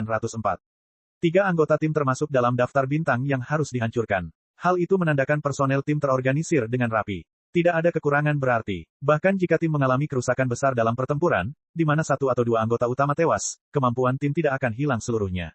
Setelah menyerahkan piala yang diperoleh dari misi di Ghost Ocean dan menyerahkan video misi, mereka meminta prosesor kristal Mindframe untuk mengevaluasi kembali kemampuan tim. Berdasarkan pencapaian dan kekuatan pribadi anggota tim, sistem segera menghitung peringkat mereka. Peringkat 11 di peringkat bintang. Melihat pangkat barunya, seluruh anggota tim perunggu biru mempunyai perasaan yang rumit, terutama keempat anggota lama termasuk Kapten Hong Tong. Setelah Kapten Yin tewas, kami tidak pernah menyangka bahwa kami dapat kembali ke 20 besar peringkat bintang dalam waktu 1 tahun setelah pilar tim mati. Skor komprehensif kami hanya selangkah lagi dari peringkat 10. Menatap sinar itu, mata Hong Tong menjadi kemerahan sementara air mata mengalir. Ia berkomentar, Liao, Lingdang, terima kasih padamu, tim perunggu biru telah dihidupkan kembali. Kapten, kita sudah cukup sering melewati hidup dan mati bersama untuk menghilangkan kesopanan. Liao tersenyum dan berkata, Ding Lingdang dan saya selalu merasa beruntung karena kami memilih tim perunggu biru juga, karena ini adalah tempat di mana kami dapat mengeluarkan yang terbaik dari diri kami. Tidak perlu dikatakan lagi, ada 10 beberapa hari lagi sebelum tim kandidat yang memenuhi syarat untuk operasi rahasia diumumkan oleh Orb Gaib. Kita harus mencapai 10 besar saat itu. Benar, Hong Tong menenangkan dirinya. Matanya kembali tajam, sementara dia berkata dengan suara rendah, semuanya sia-sia jika kita tidak bisa mencapai 10 besar peringkat bintang. Kita telah memaksakan diri selama 3 bulan. Tinggal 10 hari lagi. Kita harus mengatasi rintangan di depan kita, tidak peduli betapa sulitnya kelihatannya. Hanya setelah kita masuk 10 besar peringkat bintang barulah kita memenuhi syarat untuk menerima pencerahan dari penggarap tahap jiwa yang baru lahir dan menerima benih spiritual mereka. Dari kami berenam, Liao dan Ding Lingdang masih muda dan penuh potensi, sedangkan sisanya hampir mantap, potensinya semakin kering, meski berada pada tahap fondasi bangunan tingkat menengah dan tinggi. Tanpa mengalami kejadian yang tidak disengaja dan hanya dengan berlatih secara normal, Liao dan Ding Lingdang mungkin memerlukan puluhan tahun untuk menembus tahap formasi inti, jika mereka sangat beruntung. Adapun kami berempat, kami tidak memiliki peluang sama sekali. Tetapi, benih spiritual. Dengan bantuan benih spiritual dari penggarap tahap jiwa yang baru lahir, kita akan diberikan kesempatan untuk mengalami tingkat yang lebih tinggi dan membentuk inti kita. Waktu pelatihan Liao dan Ding Lingdang akan sangat dihemat. Ini akan sangat menghemat membutuhkan waktu kurang dari 10 tahun bagi mereka untuk membentuk intinya. Belum lagi menjelajahi ultimasi yang tak terlihat adalah kehormatan tertinggi bagi kami para penggarap. Jika kami memulai ekspedisi, nama kami akan tertinggal dalam buku sejarah Federasi Star Glory. Bahkan jika aku harus mati, aku akan menusuk tulangku jauh ke dalam bumi ultimasi. Pidato Hong Tong memicu pemikiran yang tak terhitung jumlahnya di hati setiap orang.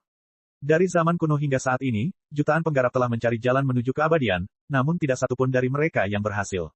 Bagi sebagian dari mereka, tidak hanya tubuhnya yang membusuk, orang-orang yang tidak bersalah juga menjadi korban upaya mereka. Bahkan dunia pernah berada di ambang kehancuran. Mereka dan keturunan mereka dikutuk dan dikutuk selamanya. Meskipun tubuh tidak ada lagi, roh dapat hidup selamanya. Nama semua penggarap tidak akan terhapuskan dalam sejarah megah Federasi Star Glory. Selama Star Glory Federation masih hidup, para penggarap ini akan abadi. Ketika Star Glory Federation berkembang ke alam semesta, nama mereka akan tersebar ke setiap sudut lautan bintang. Sebagai penggarap modern, ini adalah keabadian tertinggi yang mereka kejar dan rela mati demi. Saya menyarankan agar kita beristirahat selama 3 hari, dan 80% poin kontribusi dialokasikan kepada Liao, yang kemudian akan membeli harta rahasia untuk kita semua, sehingga peralatan sihir kita dapat ditingkatkan sepenuhnya lagi. Setelah itu, kami akan menjalankan misi paling berisiko dan sulit untuk mencapai 10 besar peringkat bintang.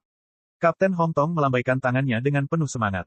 Namun, rekan satu timnya tidak menjawab pernyataannya dengan antusias seperti yang dia harapkan, karena mereka menatap cahaya di belakangnya dengan bingung. Hong Tong terkejut dan berbalik, hanya untuk menyadari bahwa peringkat bintang berubah drastis sementara tim perunggu biru melompat ke atas ke peringkat 10 bintang. Kemudian, mereka mendengar seruan mengejutkan dari Orb Patroller yang mengobrol di dekatnya. Segera, berita terbaru muncul di bagian bawah sorotan cahaya. Mata semua orang tersengat oleh warna merah darah. Tim pembunuh naga, awalnya berada di peringkat 6 dalam peringkat bintang, disergap oleh klan iblis selama misi di Laut Hutan, tidak ada yang selamat. Keenam anggota, termasuk kapten yang berada di peringkat 2441 dalam daftar bintang untuk dihancurkan, telah binasa. 10 hari kemudian, di kuil bintang jatuh, sebuah bangunan kehikmatan dan penghormatan di depan alun-alun pusat Imperial Star City. Selama 10 hari, tim perunggu biru telah mengerahkan semua sumber daya yang tersedia untuk membeli sejumlah besar harta rahasia. Mereka juga telah menyelesaikan misi lain, mengamankan tempat ke-10 di peringkat bintang hingga hari ini dan tidak meninggalkan peluang bagi tim bintang untuk mengejar mereka. Eksplorasi orb gaib adalah upaya yang sangat berbahaya. Orb patroller meninggal setiap bulan. Setiap pertengahan bulan, semua orb patroller di Imperial Star City akan berkumpul di kuil bintang jatuh untuk memberikan penghormatan kepada orb patroller yang telah tiada. Selama beberapa bulan terakhir, persaingan sumber daya antara sektor asal surga dan sektor setan darah menjadi semakin sengit. Banyak nama di daftar setan mematikan telah dibasmi. Di sisi lain, 31 orb patroller telah jatuh, termasuk tim pembunuh naga yang telah tersingkir sebagai sebuah tim. Ini merupakan kerugian besar bagi Occult Orb Fellowship. Oleh karena itu, kuil bintang jatuh sangat luar biasa suramnya hari ini. Di kuil, Li Yao membungkuk pada potret 3D para penggarap yang telah meninggal dunia selama sebulan terakhir dengan hormat sebanyak 3 kali, meninggalkan barisan, dan berduka dalam diam, dengan perasaan campur aduk mengalir di hatinya. Meskipun kecelakaan tim pembunuh naga telah mengosongkan ruang bagi tim perunggu biru untuk kembali ke 10 besar peringkat bintang dengan mudah, itu bukanlah hasil yang diinginkan Li Yao. Di satu sisi, mencapai 10 besar dengan cara seperti itu terasa seperti curang. Di sisi lain, meskipun tim pembunuh naga secara eksklusif terdiri dari anak-anak bola gaib dan mereka belum pernah bertemu langsung dengan tim perunggu biru, mereka adalah penggarap sektor asal surga. Konflik di antara mereka tampak sepele ketika perang mengenai masa depan umat manusia semakin dekat. Li Yao mau tidak mau merasa sedih atas kematian begitu banyak rekan orb patroller. Melihat dari potret 3D sosok-sosok yang hidup, beberapa di antaranya telah berlatih bersamanya, beberapa di antaranya menjalankan misi yang sama dengannya, dan masih ada beberapa di antaranya yang memintanya untuk memodifikasi peralatan sihir untuk mereka. Li Yao mengepalkan tangannya, tinju semakin erat. Bab 388, Prajurit Terbaik, 3 jiwa yang baru lahir. Hari ini adalah hari di mana operasi rahasia akan terungkap. 10 tim teratas di Rank of Stars semuanya ada di sini. Kapten Hong Tong berkata dengan lembut. Li Yao mengalihkan pandangannya dan melihat sekeliling. Tim super yang berada di peringkat 10 besar biasanya tidak akan bertahan terlalu lama di Imperial Star City. Mereka berada di orb gaib atau sedang menuju ke orb gaib. Jadi, tim perunggu biru jarang melihat mereka di dunia nyata sebelumnya. Namun, Li Yao telah menonton video misi mereka ratusan kali untuk mengambil pelajaran dari mereka. Oleh karena itu, dia mengenali mereka tanpa kesulitan. Tim 9 Kuali, yang ke-6 anggotanya semuanya berada di atas tingkat menengah tahap fondasi bangunan. Kemampuan tempur jarak dekat mereka adalah yang terbaik di Occult Orb Fellowship. Penampakan permanen tim. 4 dari 6 anggotanya mahir dalam serangan mental, mereka bisa membuat otak musuhnya hancur tanpa mengeluarkan senjatanya.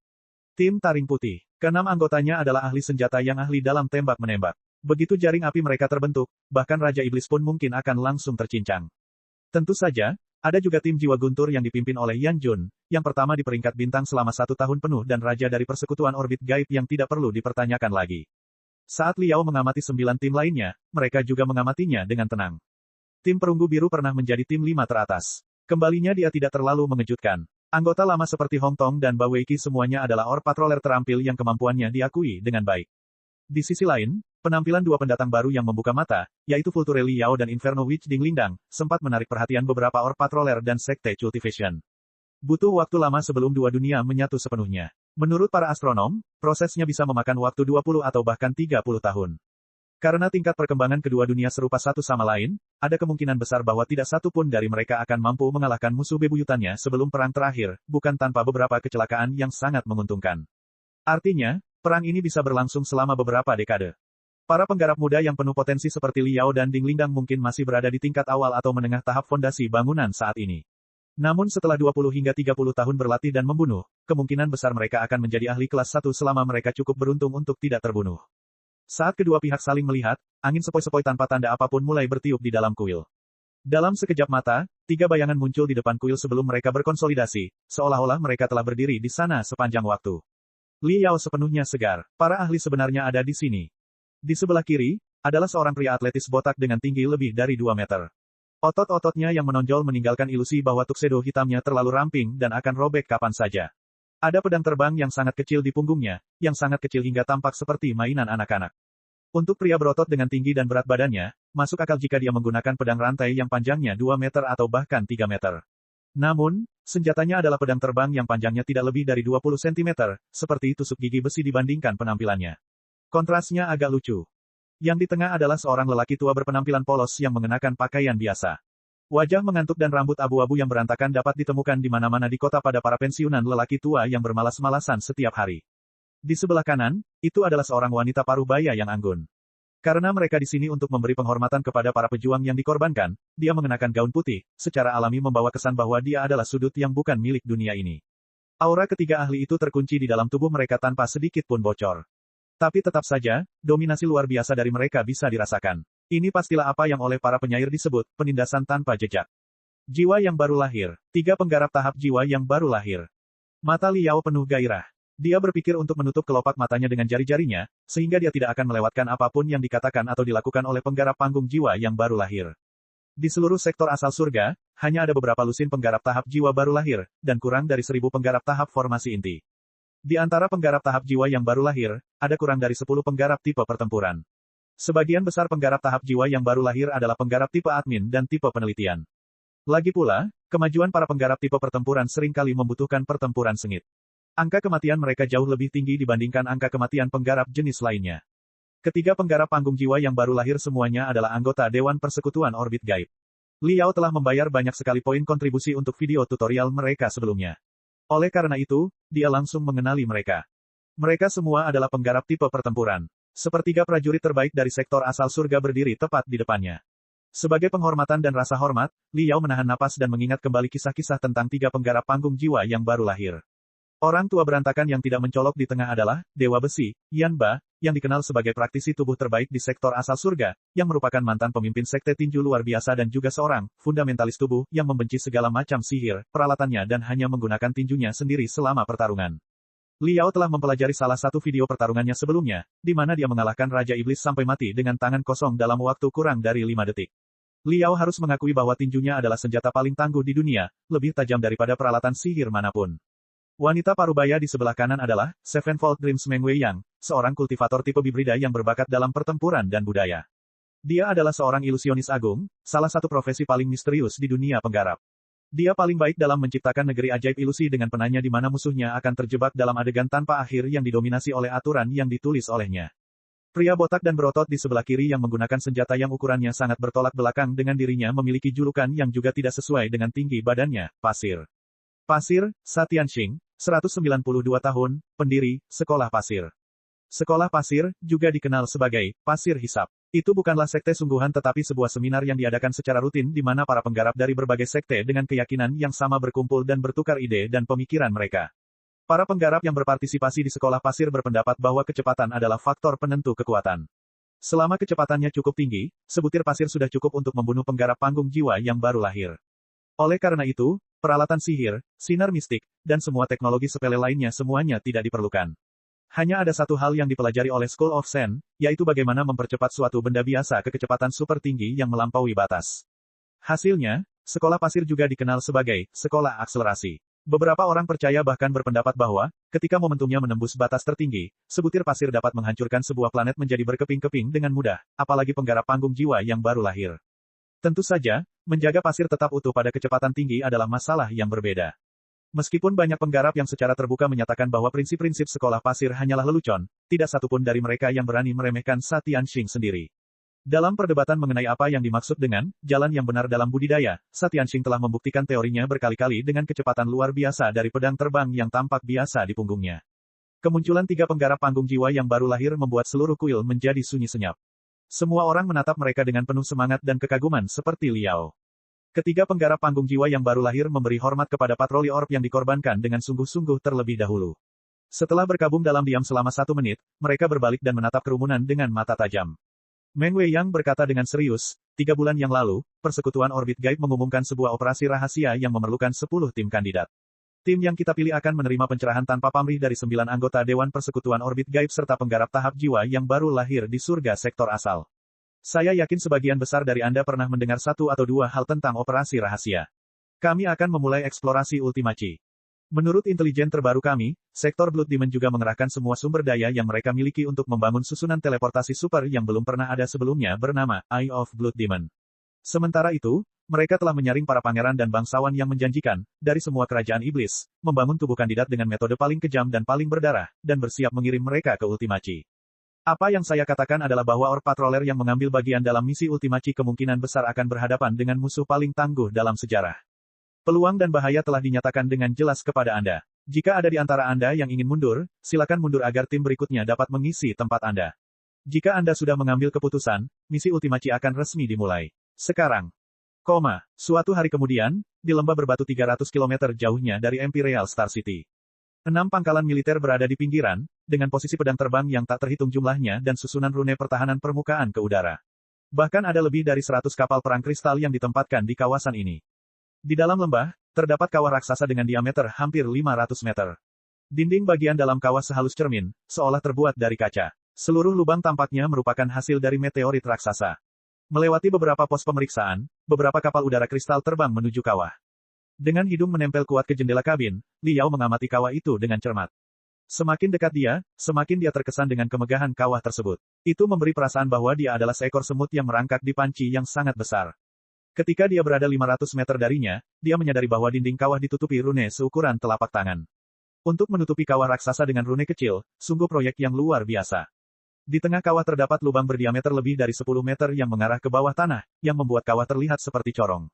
Li Yao samar-samar bisa merasakan gelombang spiritual kelas api yang ganas yang dipancarkan dari kedalaman corong. Ini adalah susunan teleportasi super yang dapat mengirim penggarap ke ultimasi yang jaraknya hampir 10.000 tahun cahaya, artileri surga kita.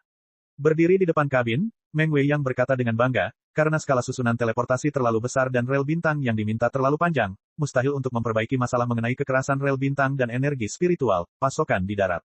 Oleh karena itu, artileri surga telah didirikan di bawah tanah. Lubang yang kamu lihat sekarang adalah silo artileri surga. Kami memilih lembah ini karena terdapat sabuk magma yang sangat aktif di bawah tanah. Lembah ini dipenuhi dengan energi spiritual yang kuat dan sangat ingin segera muncul ke permukaan. Diubah oleh puluhan ribu susunan rune, energi spiritual yang berapi-api telah menjadi murni dan stabil yang akan digunakan untuk mengaktifkan artileri surga. Ketika saatnya tiba, pesawat ulang-alik bintang akan diluncurkan melalui letusan gunung berapi.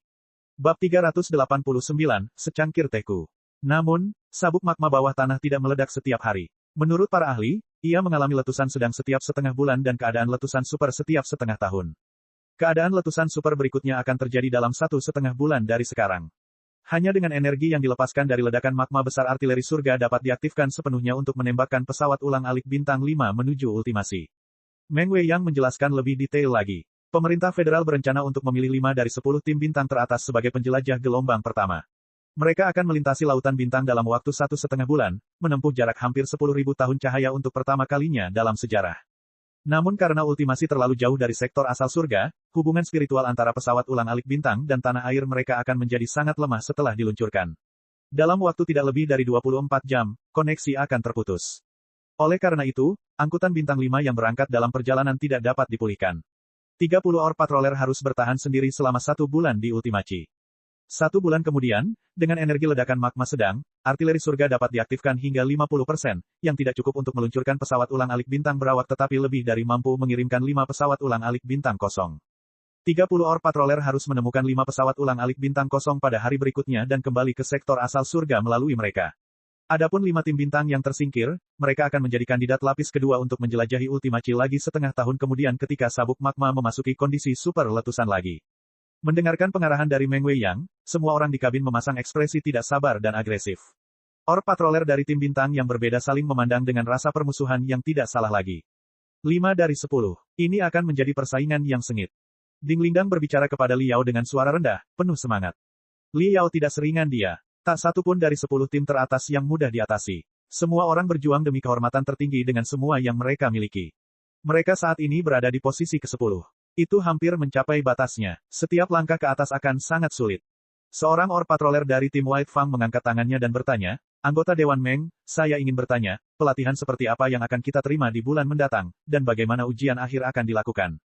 Meng Wei Yang menjawab tanpa emosi, untuk memberimu kemampuan yang dibutuhkan untuk bertahan setidaknya 1 bulan dalam ultimasi melawan para elit terbaik dari sektor setan darah, penggarap panggung jiwa yang baru lahir akan mengajarimu secara langsung untuk bulan mendatang. Namun, kemampuan penggarap panggung jiwa yang baru lahir seringkali tidak terduga. Bahkan murid sejati mereka mungkin tidak dapat belajar banyak dari mereka dalam setahun, apalagi Anda hanya punya waktu 1 bulan. Jika memungkinkan, kami sangat ingin memberimu waktu setengah tahun lagi dan terus membuatmu belajar sampai saat itu. Tapi waktu tidak menunggu siapapun. Eye of Blood Demon, susunan super teleportasi dari sektor Blood Demon, hampir selesai. Diperkirakan teleportasi pertama akan dilakukan segera. Jika kita menunggu hingga tahun depan, klan iblis akan mencuri semua harta karun di Ultimachi saat itu. Oleh karena itu, kami harus puas dengan apapun yang kami miliki. Untuk meningkatkan kekuatanmu sebanyak mungkin dan secepat mungkin agar kamu menjadi penggarap tahap fondasi bangunan terkuat dalam sejarah Federasi Star Glory, Persekutuan Orbit Gaib secara khusus telah memprakarsai fasilitas pelatihan khusus dari Star Ocean Imperium. Fasilitas pelatihan ini dapat mengambil potongan memori yang paling mengesankan dari otak para penggarap tahap jiwa yang baru lahir, mengubahnya menjadi lautan informasi, dan menyuntikkannya ke dalam otak Anda, sekaligus menjaga semua pemikiran telepati di dalamnya tetap utuh.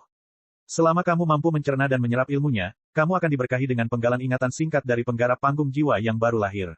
Kamu akan bisa merasakan apa yang mereka rasakan dan alami apa yang telah mereka alami. Tetapi saya perlu mengingatkan Anda bahwa fragmen memori dari penggarap tahap jiwa yang baru lahir terbuat dari kekuatan mental yang sangat kuat yang terlalu berbahaya bagi penggarap tahap dasar seperti Anda, bahkan dengan perlindungan fasilitas pelatihan. Ini hampir seperti memberi makan daging sapi panggang kepada anak berusia 3 tahun. Anak tersebut kemungkinan besar akan terbunuh oleh makanan yang rasanya enak. Tentu saja, para dokter paling mahir dari Federasi Star Glory telah dipanggil ke sini. Semua jenis obat penguat yang dibuat dari bahan surgawi dan harta karun bumi akan siap membantu Anda. Namun kemungkinannya masih besar bahwa Anda akan mengalami kerusakan serius oleh hal tersebut, gangguan asing. Dalam skenario yang lebih baik, otak Anda mungkin terluka, dan kultivasi Anda akan turun drastis. Dalam skenario yang lebih buruk, sel-sel otak Anda bisa hancur seluruhnya, dan Anda akan jatuh ke dalam kondisi vegetatif. Jadi, aku akan mengulangi kata-kataku. Masih belum terlambat untuk kembali sekarang. Jika kamu tidak bertekad untuk mencapai akhir, sebaiknya kamu tidak menyia-nyiakan sumber daya dari Occult Orb Fellowship dan juga hidupmu sendiri. Ini adalah sesi latihan dan pertandingan. Dalam 1 bulan, tim bintang angkatan pertama yang melakukan ekspedisi ke Ultimachi akan dinominasikan sesuai dengan kemajuan penyerapan ingatan dan kemampuan komprehensif Anda. Kata-kata Meng Wei Yang segera menimbulkan bisikan di dalam kabin. Memahami pengalaman tempur dan ajaran dari kultivator tingkat tinggi dengan mentransmisikan ingatan antar otak dan membaca ingatan dari penggarap tahap jiwa yang baru lahir secara langsung. Metode pelatihan yang luar biasa ini memang berisiko, namun potensi keuntungannya juga sangat besar. Semua orang setengah khawatir dan setengah senang, khawatir otak mereka akan rusak hingga kehilangan kesadaran, dan senang dengan pernyataan Meng Wei yang tentang mereka menjadi penggarap panggung fondasi bangunan yang kuat dalam sejarah Federasi Star Glory. Li Yao adalah satu-satunya pengecualian. Wajahnya sangat aneh hingga dia seperti memasukkan telur ke dalam mulutnya. Dia tidak yakin dengan apa yang harus dia rasakan. Berlatih dengan menyerap ingatan. Apakah kamu serius? Hanya secangkir tehku. Sebaliknya, tim perunggu biru lainnya cukup parah. Hong Tong mengerutkan kening dan berkata, transmisi memori. Tampaknya para raksasa dari sektor asal surga memang berusaha melakukan yang terbaik untuk perjalanan menuju ultimasi. Tidak sulit untuk memahami bahwa kenangan dari penggarap tahap jiwa yang baru lahir, yang merupakan properti mereka yang paling berharga, mungkin hanya tersedia untuk keturunan darah mereka. Bahkan murid sejati mereka mungkin tidak memiliki hak istimewa untuk menikmatinya. Jika berada dalam skenario yang berbeda, penggarap panggung jiwa yang baru lahir tidak akan repot-repot memikirkannya bahkan jika seseorang menawarkan puluhan miliar untuk mereka. Kapten Hong Tong pernah mendengar 1 atau 2 hal tentang fasilitas transmisi memori dari Star Ocean Imperium sebelumnya. Dikatakan bahwa fasilitas itu adalah salah satu harta karun terbesar yang pernah diambil oleh Occult Orb Fellowship, dan butuh waktu 10 tahun untuk memindahkan fasilitas itu dari orb gaib kembali ke sektor asal surga. Setiap kali akan digunakan, itu akan membutuhkan sejumlah besar bahan surgawi dan harta karun bumi yang berharga serta sejumlah besar kristal. Tidaklah berlebihan untuk mengatakan bahwa, setiap menit berfungsi, biayanya setara dengan tangki kristal yang terbakar habis. Para penggarap dan pemerintah federal memang bermurah hati kali ini. Dikatakan bahwa proses transmisi memori melalui fasilitas bisa sangat menyiksa sehingga bahkan para penggarap pun merasa sulit untuk menolaknya. Banyak dari mereka yang mundur di tengah jalan. Belum lagi prosedurnya bisa sangat berbahaya. Li Yao, 10 tim bintang teratas sebagian besar adalah penggarap tahap fondasi bangunan tingkat menengah dan tinggi. Sangat sedikit anggota mereka yang berada di tingkat awal tahap fondasi bangunan. Budidaya Anda adalah yang paling rendah dari semuanya. Meskipun pengalaman bertarungmu cukup melimpah, dan kamu adalah EXO yang luar biasa, yang memungkinkanmu untuk melawan lawan di level menengah atau bahkan level tinggi dari Building Foundation Stage, transmisi memori lebih bergantung pada kekokohan jiwamu dan kekuatanmu, kekerasan dan keluasan otak Anda. Ini adalah pertarungan keras tanpa trik apapun. Selama bulan depan, kamu harus mencoba yang terbaik untuk mencerna dan menyerap satu bagian memori dari penggarap panggung jiwa yang baru lahir. Jika Anda memiliki waktu dan tenaga ekstra, Anda dapat mempertimbangkan untuk menyerap bagian kedua. Tapi jangan melangkah lebih jauh dari itu. Jika tidak, saya khawatir itu akan terlalu membebani otak Anda, dan Anda mungkin kehilangan akal karena itu. Hong Tong berbicara dengan sungguh-sungguh. Li Yao adalah anggota tim yang paling tak tergantikan saat ini. Banyak taktik tidak akan berhasil tanpa dia. Jika dia menjadi gila, tim perunggu biru akan kehilangan semua harapan. Bibir Liao bergerak, saat dia berencana membela diri. Namun setelah dipikir-pikir lagi, dia menyadari bahwa pembicaraan murahan tidak akan berarti apa-apa, dan akan lebih baik jika dia mencoba fasilitas transmisi memori ini terlebih dahulu sebelum membuat janji kosong. Liao tersenyum dan menjawab dengan tulus, saya akan melakukan apa yang saya bisa, tidak lebih dan tidak kurang, Kapten. Saya akan makan sampai perut saya kenyang dan berhenti di situ. Saya tidak akan serakah. 3 jam kemudian, 61 Orc Patroller, termasuk Liao, tiba di bagian dalam fasilitas setelah pemeriksaan fisik menyeluruh. Apa yang mereka lihat adalah pangkalan pelatihan luas yang hampir bisa disebut istana bawah tanah. Itu telah dibangun untuk misi Ultimachi. Selain ruang pelatihan yang lengkap, beberapa penggarap panggung jiwa baru lahir juga telah mendirikan villa mereka di dekatnya, tempat mereka tinggal sejak lama sebagai persiapan menghadapi kemungkinan serangan yang akan dilancarkan klan iblis terhadap artileri surga. Liao masuk ke ruang pelatihan yang didekorasi dengan warna putih bersih. Pintu menutup dengan tenang di belakangnya, tidak meninggalkan jejak sama sekali di dinding. Saat ini ruangan itu tampak seperti cangkang telur yang tertutup. Untuk bulan depan, dia akan berlatih di tempat ini. Di tengah ruang pelatihan ada kapsul yang terlihat seperti kepompong raksasa. Itu berisi cairan hijau cerah dengan aroma keju yang samar-samar. Melepas pakaiannya, Liao masuk ke dalam kapsul dengan setelan mustardnya yang setipis sayap jangkrik. Dia perlahan-lahan menurunkan dirinya ke dalam obat penguat. Itu mengalir melalui rongga hidung ke dalam tubuhnya, tapi nafasnya tidak tersumbat sama sekali. Bahkan, itu lebih permeabel dan nyaman dibandingkan sebelumnya. Ribuan benang perak berkerumun di sekelilingnya dari berbagai arah dan menutupinya dengan lembut. Di atas kepalanya, benang perak membentuk pola yang rumit. Di retina Liao, hampir 100 gambar muncul dengan aneh, masing-masing dengan paragraf pengantar besar di sampingnya. Ada hampir 100 fragmen memori dari Naschen Soul Stage Cultivators. Para peserta pelatihan diperbolehkan memilih mereka sesuai dengan spesialisasi, minat, dan kekuatan pribadi mereka. Untuk bagian memori dari latihan harian, informasinya relatif lebih sedikit, dan guncangannya ke otak akan lebih sedikit. Tapi untuk bagian kenangan yang berisi pertarungan sengit, informasi yang terkandung di dalamnya bisa jadi sama mengamuknya dengan amukan banjir. Mereka akan menyebabkan guncangan hebat pada otak. Sambil menahan napas, Liao melirik semua gambar dan segera memilih bagian kenangan pertama. Itu adalah bagian kenangan yang mencatat pertarungan berbahaya yang dilakukan, Dewa Besi, Yanba ketika dia baru saja menembus tahap jiwa baru lahir. Data yang terkandung di dalamnya sangat luar biasa. Sangat sulit dan berisiko untuk diserap. Sesuatu bersenandung di dalam otak Liao, sementara sebaris kata putih muncul di retinanya. Orc Patroller Liao, kamu sekarang berada di level awal tahap fondasi bangunan. Menyerap bagian memori pertempuran dengan aliran informasi yang luas seperti yang kamu pilih dapat menimbulkan ancaman serius pada otakmu dan bahkan dapat menyebabkan gangguan mental. Apakah Anda yakin ingin mengambil bagian kenangan ini? Saya, bab 390, jiwa baru lahir yang tercengang. Di tengah pangkalan pelatihan bawah tanah, terdapat pusat kendali raksasa di mana hampir 10.000 berkas cahaya berkedip melayang di udara. Meng Weiyang, Sa Tianxing, dan Yanba, 3 penggarap tahap jiwa yang baru lahir, mengamati gambar yang terus berubah dengan sungguh-sungguh. Di beberapa pancaran cahaya, 61 Orc Patroller sedang berendam dalam obat penguat, menahan napas, dan bermeditasi. Sinar cahaya di sekitar mereka menunjukkan status otot, saraf, pembuluh darah, dan tulang mereka lapis demi lapis seolah-olah pemandangan itu diambil menggunakan fluoroskop. Data rumit mengalir ke berkas cahaya lainnya, yang menunjukkan tanda-tanda vital dari Orc Patrollers. Mereka bahkan memasukkan perubahan kekerasan sel Orc Patrollers. Jika ada yang tidak sadarkan diri, mereka akan ditangani dalam setengah detik berikutnya.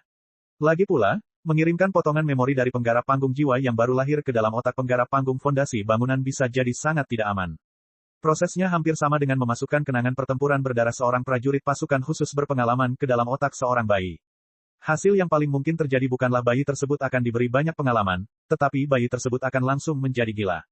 Oleh karena itu, di belakang 3 penggarap tahap jiwa yang baru lahir, puluhan penggarap tahap formasi inti sedang bekerja dengan sibuk.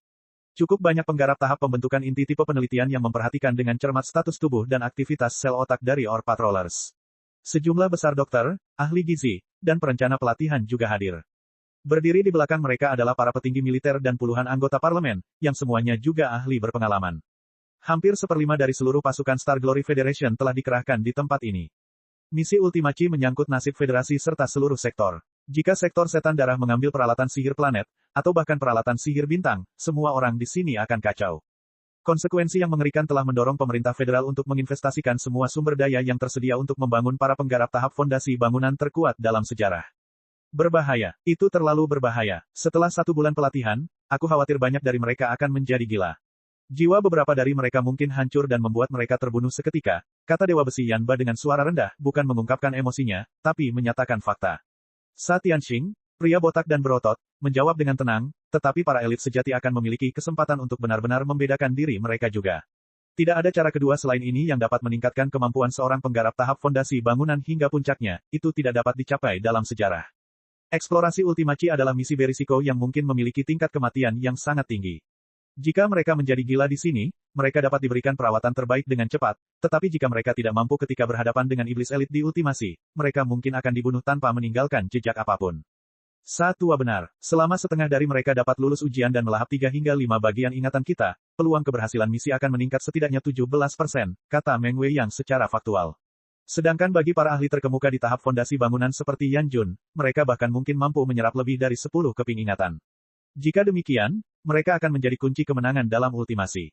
Yan Ba mengangguk. Para penggarap tahap fondasi bangunan di tingkat tinggi atau puncak, termasuk Yan Jun, adalah target prioritas mereka. Pada saat ini, 61 orb patroller mulai memilih bagian memori yang ingin mereka baca. Bip, bip, lusinan berkas cahaya tiba-tiba berwarna merah. Seorang penggarap di tingkat awal tahap fondasi bangunan sedang mengajukan permohonan untuk fragmen memori terkait pertempuran tingkat 2. Untuk menghasilkan penggarap tahap fondasi bangunan terbaik untuk misi ultimasi, penggarap sektor asal surga tidak melakukan upaya apapun. 24 penggarap panggung jiwa yang baru lahir menyediakan total lebih dari 200 fragmen memori. Beberapa di antaranya adalah pelatihan atau penelitian harian mereka, sementara beberapa lainnya adalah pertempuran yang pernah mereka ikuti. Tapi fragmen memori yang melibatkan pertempuran memiliki tingkat bahaya yang berbeda. Beberapa di antaranya hanyalah adegan menyembelih binatang iblis tingkat rendah seperti singa berburu kelinci, yang relatif lebih mudah untuk diterima. Namun beberapa di antaranya adalah kenangan saat mereka berjuang di ambang kematian setelah dikepung oleh musuh yang tangguh. Menurut jumlah informasi dan potensi bahayanya, potongan memori tersebut diklasifikasikan menjadi 10 tingkatan. Potongan memori level 2 sudah cukup berbahaya. Ketiga penggarap tahap jiwa baru lahir saling memandang, tetapi mereka tidak menghentikan pilihan sembrono penggarap. Mereka hanya meminta para dokter dan penggarap tahap formasi inti tipe penelitian untuk lebih memusatkan perhatian pada pria itu. Misi Ultimachi adalah pertaruhan strategis terbesar dalam sejarah Star Glory Federation. Itu sendiri dipenuhi dengan ketidakpastian. Jika penggarap tahap fondasi bangunan ingin melakukan upaya yang berani, tentu mereka akan mendukung penuh. Pilihannya memang berbahaya, tapi jika semua orang mundur saat menghadapi bahaya, bagaimana mereka bisa berlayar melintasi lautan bintang dan berjuang maju sejauh 10.000 tahun cahaya? Pernapasan, normal. Detak jantung, normal. Intensitas gelombang otak, normal. Fungsi energi spiritual, normal. Memuat bagian memori. Kemajuan, 33%, 46%, 77%. Tidak bagus. Intensitas gelombang otak berkembang terlalu cepat. Melonjak di luar batas normal. Energi spiritualnya terlalu ganas. Itu pertanda hilangnya kendali atas tubuh. Pernafasan tidak teratur. Serangan jantung. Reaksi saraf hilang sebagian. Otak rusak. Kita kehilangan dia. Cepat, hentikan transmisi memori orb patroller nomor 33 dan terapkan rencana perawatan No. 9. Siapkan pertolongan pertama. Semua orang melihat dari pancaran cahaya bahwa air memercik dari kapsul di dalam ruang pelatihan nomor 33. Seseorang sedang kram di dalam. Dua lengan yang uratnya menonjol melambai dengan liar di udara sejenak, sebelum jatuh ke dalam cairan tanpa daya. 100 berkas cahaya yang memantau status orb patroller ini semuanya berubah menjadi merah, sementara garis merah darah muncul di berkas cahaya utama. Transmisi memori, gagal. Desahan lemah terdengar di seluruh pusat kendali. Pelatihan khusus telah dimulai kurang dari 10 menit, dan orb patroller menjadi gila. Tentu saja itu bukan pertanda baik. Namun, ketiga penggarap tahap jiwa yang baru lahir sama sekali tidak memiliki emosi. Bahkan bulu mata mereka tidak bergerak sama sekali. Mereka menatap berkas cahaya lain tanpa ekspresi apapun. Bip, bip, 100 berkas cahaya lainnya berkilauan dalam warna kemerahan yang berbahaya, dengan frekuensi 2 kali lipat dari sebelumnya. Penggarap panggung fondasi bangunan lainnya telah memilih bagian kenangan yang seharusnya tak tertahankan baginya. Apa yang dia pilih adalah bagian memori terkait pertempuran level 1 yang paling berisiko. Semua orang di pusat kendali tersentak. Semua dokter dan kultivator tipe penelitian mulai mengambil reaksi sesuai dengan latihan. Fokus pada ruang pelatihan No. 59. Perhatian semuanya. Transmisi memori dengan perkiraan tingkat kegagalan 95% akan segera dimulai. Bersiaplah untuk kemungkinan cedera otak. Transmisi memori dimulai. Kemajuan, 25%, 59%, 74%. Detak jantung, 338% dari normal. Aktivitas sel otak, 453% dari normal. Keduanya masih meningkat. Fluktuasi besar energi spiritual. Dia akan kehilangan kesadaran. Aktivitas sel otak, 588%. 689%. Berkembang, masih terus berkembang. Ya Tuhan, apa? Periksa peralatan pemantauan sekarang dan lihat apakah ada yang salah dengan itu. Datanya sama sekali tidak sesuai dengan tanda vitalnya. Menurut angka yang ada, Orb Patroller nomor 59 seharusnya sudah berada dalam kondisi vegetatif sejak lama. Otaknya seharusnya sudah terbakar menjadi abu. Aktivitas sel otaknya telah ditingkatkan menjadi 758%. Bahkan banyak penggarap tahap pembentukan inti tidak akan mampu melakukan itu. Namun dia hanya seorang penggarap di tingkat awal tahap fondasi bangunan. Dilihat dari ujung sarafnya yang berkedut, dia merasakan sakit yang luar biasa saat ini. Tapi nafas dan detak jantungnya stabil pada level 500% dan bekerja dalam keadaan normal. Transmisi memori mengalami kemajuan, 84%, 95%, kecepatannya stabil. Transmisi memori selesai. Bagaimana bisa? Setiap bagian data tentang penggarap menunjukkan bahwa dia seharusnya berada dalam keadaan gila. Tapi dia tidak menjadi gila. Dia memasuki bagian memori yang berhubungan dengan pertempuran level 1 dan menyerapnya dengan cepat. Sosok yang tak terbayangkan mengubah warna wajah semua orang. Para dokter dan spesialis, yang tampaknya telah mengendalikan segalanya beberapa saat yang lalu, kini berada dalam kebingungan. 3 penggarap panggung jiwa yang baru lahir menatap sinar itu dengan perhatian penuh mereka. Serangkaian data melompat dan berkilauan di kedalaman pupil mereka. Siapa nama Orb Patroller No? 59. Dari sekte mana dia? Siapa orang tuanya? Segera, semua file di Orb Patroller nomor 59 disaring dan diproyeksikan ke berkas cahaya baru, yang kemudian diperbesar 10 kali lipat sehingga semua orang dapat melihatnya dengan jelas. Orang tua dari Orb Patroller nomor 59 bukanlah penggarap. Dia adalah seorang yatim piatu, dan dia berasal dari lembaga perang terpencil. Namanya Liao. Liao tidak menyadari bahwa banyak orang sangat terkejut dengan aktivitas sel otaknya yang gila dan sistem sarafnya yang seperti monster dan bahkan beberapa penggarap tahap jiwa baru lahir tertarik padanya, karena dia telah memasuki bagian memori, Dewa Besi. Pertempuran paling sengit Yanba. Dia telah memilih Yanba setelah mempertimbangkan dengan cermat. Yanba tidak pernah menggunakan peralatan sihir apapun. Sebagai fundamentalis tubuh, yang paling keras kepala, dia adalah kebalikan dari Liao yang merupakan seorang pemurni terampil dan menggunakan peralatan magis untuk mengamankan kemenangan. Banyak dari fragmen memori yang tersedia untuk Liao termasuk para ahli yang menggunakan peralatan magis mereka yang kuat dalam pertempuran. Beberapa di antaranya bahkan merupakan adegan para penyuling terbaik di tahap jiwa baru lahir yang menyempurnakan peralatan magis yang luar biasa. Namun, Liao telah menempuh jalur yang menggabungkan metodologi kuno dengan metodologi modern. Sejumlah besar kenangan dari Ouyezi telah tersimpan di dalam otaknya. Ia tidak bermaksud memperkenalkan potongan kenangan dari orang lain jika terjadi konflik. Sebagai seorang pemurni yang telah membuat berbagai jenis peralatan sihir yang kuat sebelumnya, dia paling tahu perasaan ketika peralatan sihir yang dia andalkan menjadi tidak dapat digunakan. Ultimachi adalah orb gaib yang belum pernah diinjak oleh siapapun sebelumnya. Tidak ada yang bisa meramalkan bahaya apa yang mengintai di sana. Dalam kondisi ekstrim seperti itu, dia mungkin kehilangan semua perlengkapan sihir yang dia anggap perlu. Dia tidak berniat menunggu untuk dibunuh dalam skenario seperti itu. Oleh karena itu, dia mungkin juga menelan beberapa bagian memori dari para fundamentalis tubuh berdasarkan ketangguhan tubuhnya yang luar biasa dan belajar cara bertarung tanpa bantuan peralatan sihir apapun. Lingkungannya kabur, semua detailnya hilang. Dia kehilangan tubuhnya, sementara sebagian jiwanya melekat pada Dewa Besi Yanba. Dia bisa merasakan dengan jelas pikiran Yanba, rencana taktis, dan bahkan kecemasannya. Arus informasi mengamuk di dalam otaknya. Otak Liao telah diperluas oleh lautan fragmen memori dari Ouyezi. Menyerap kepingan kenangan sudah menjadi rutinitas sehari-harinya, seperti makan dan minum. Ingatan tentang penggarap panggung jiwa yang baru lahir menusuk otaknya. Tapi dia terbiasa dengan sangat cepat. Di depannya, atau lebih tepatnya, di depan Dewa Besi Yanba, ada raksasa mengerikan sepanjang ratusan meter yang tampak seperti gunung besar. Cek.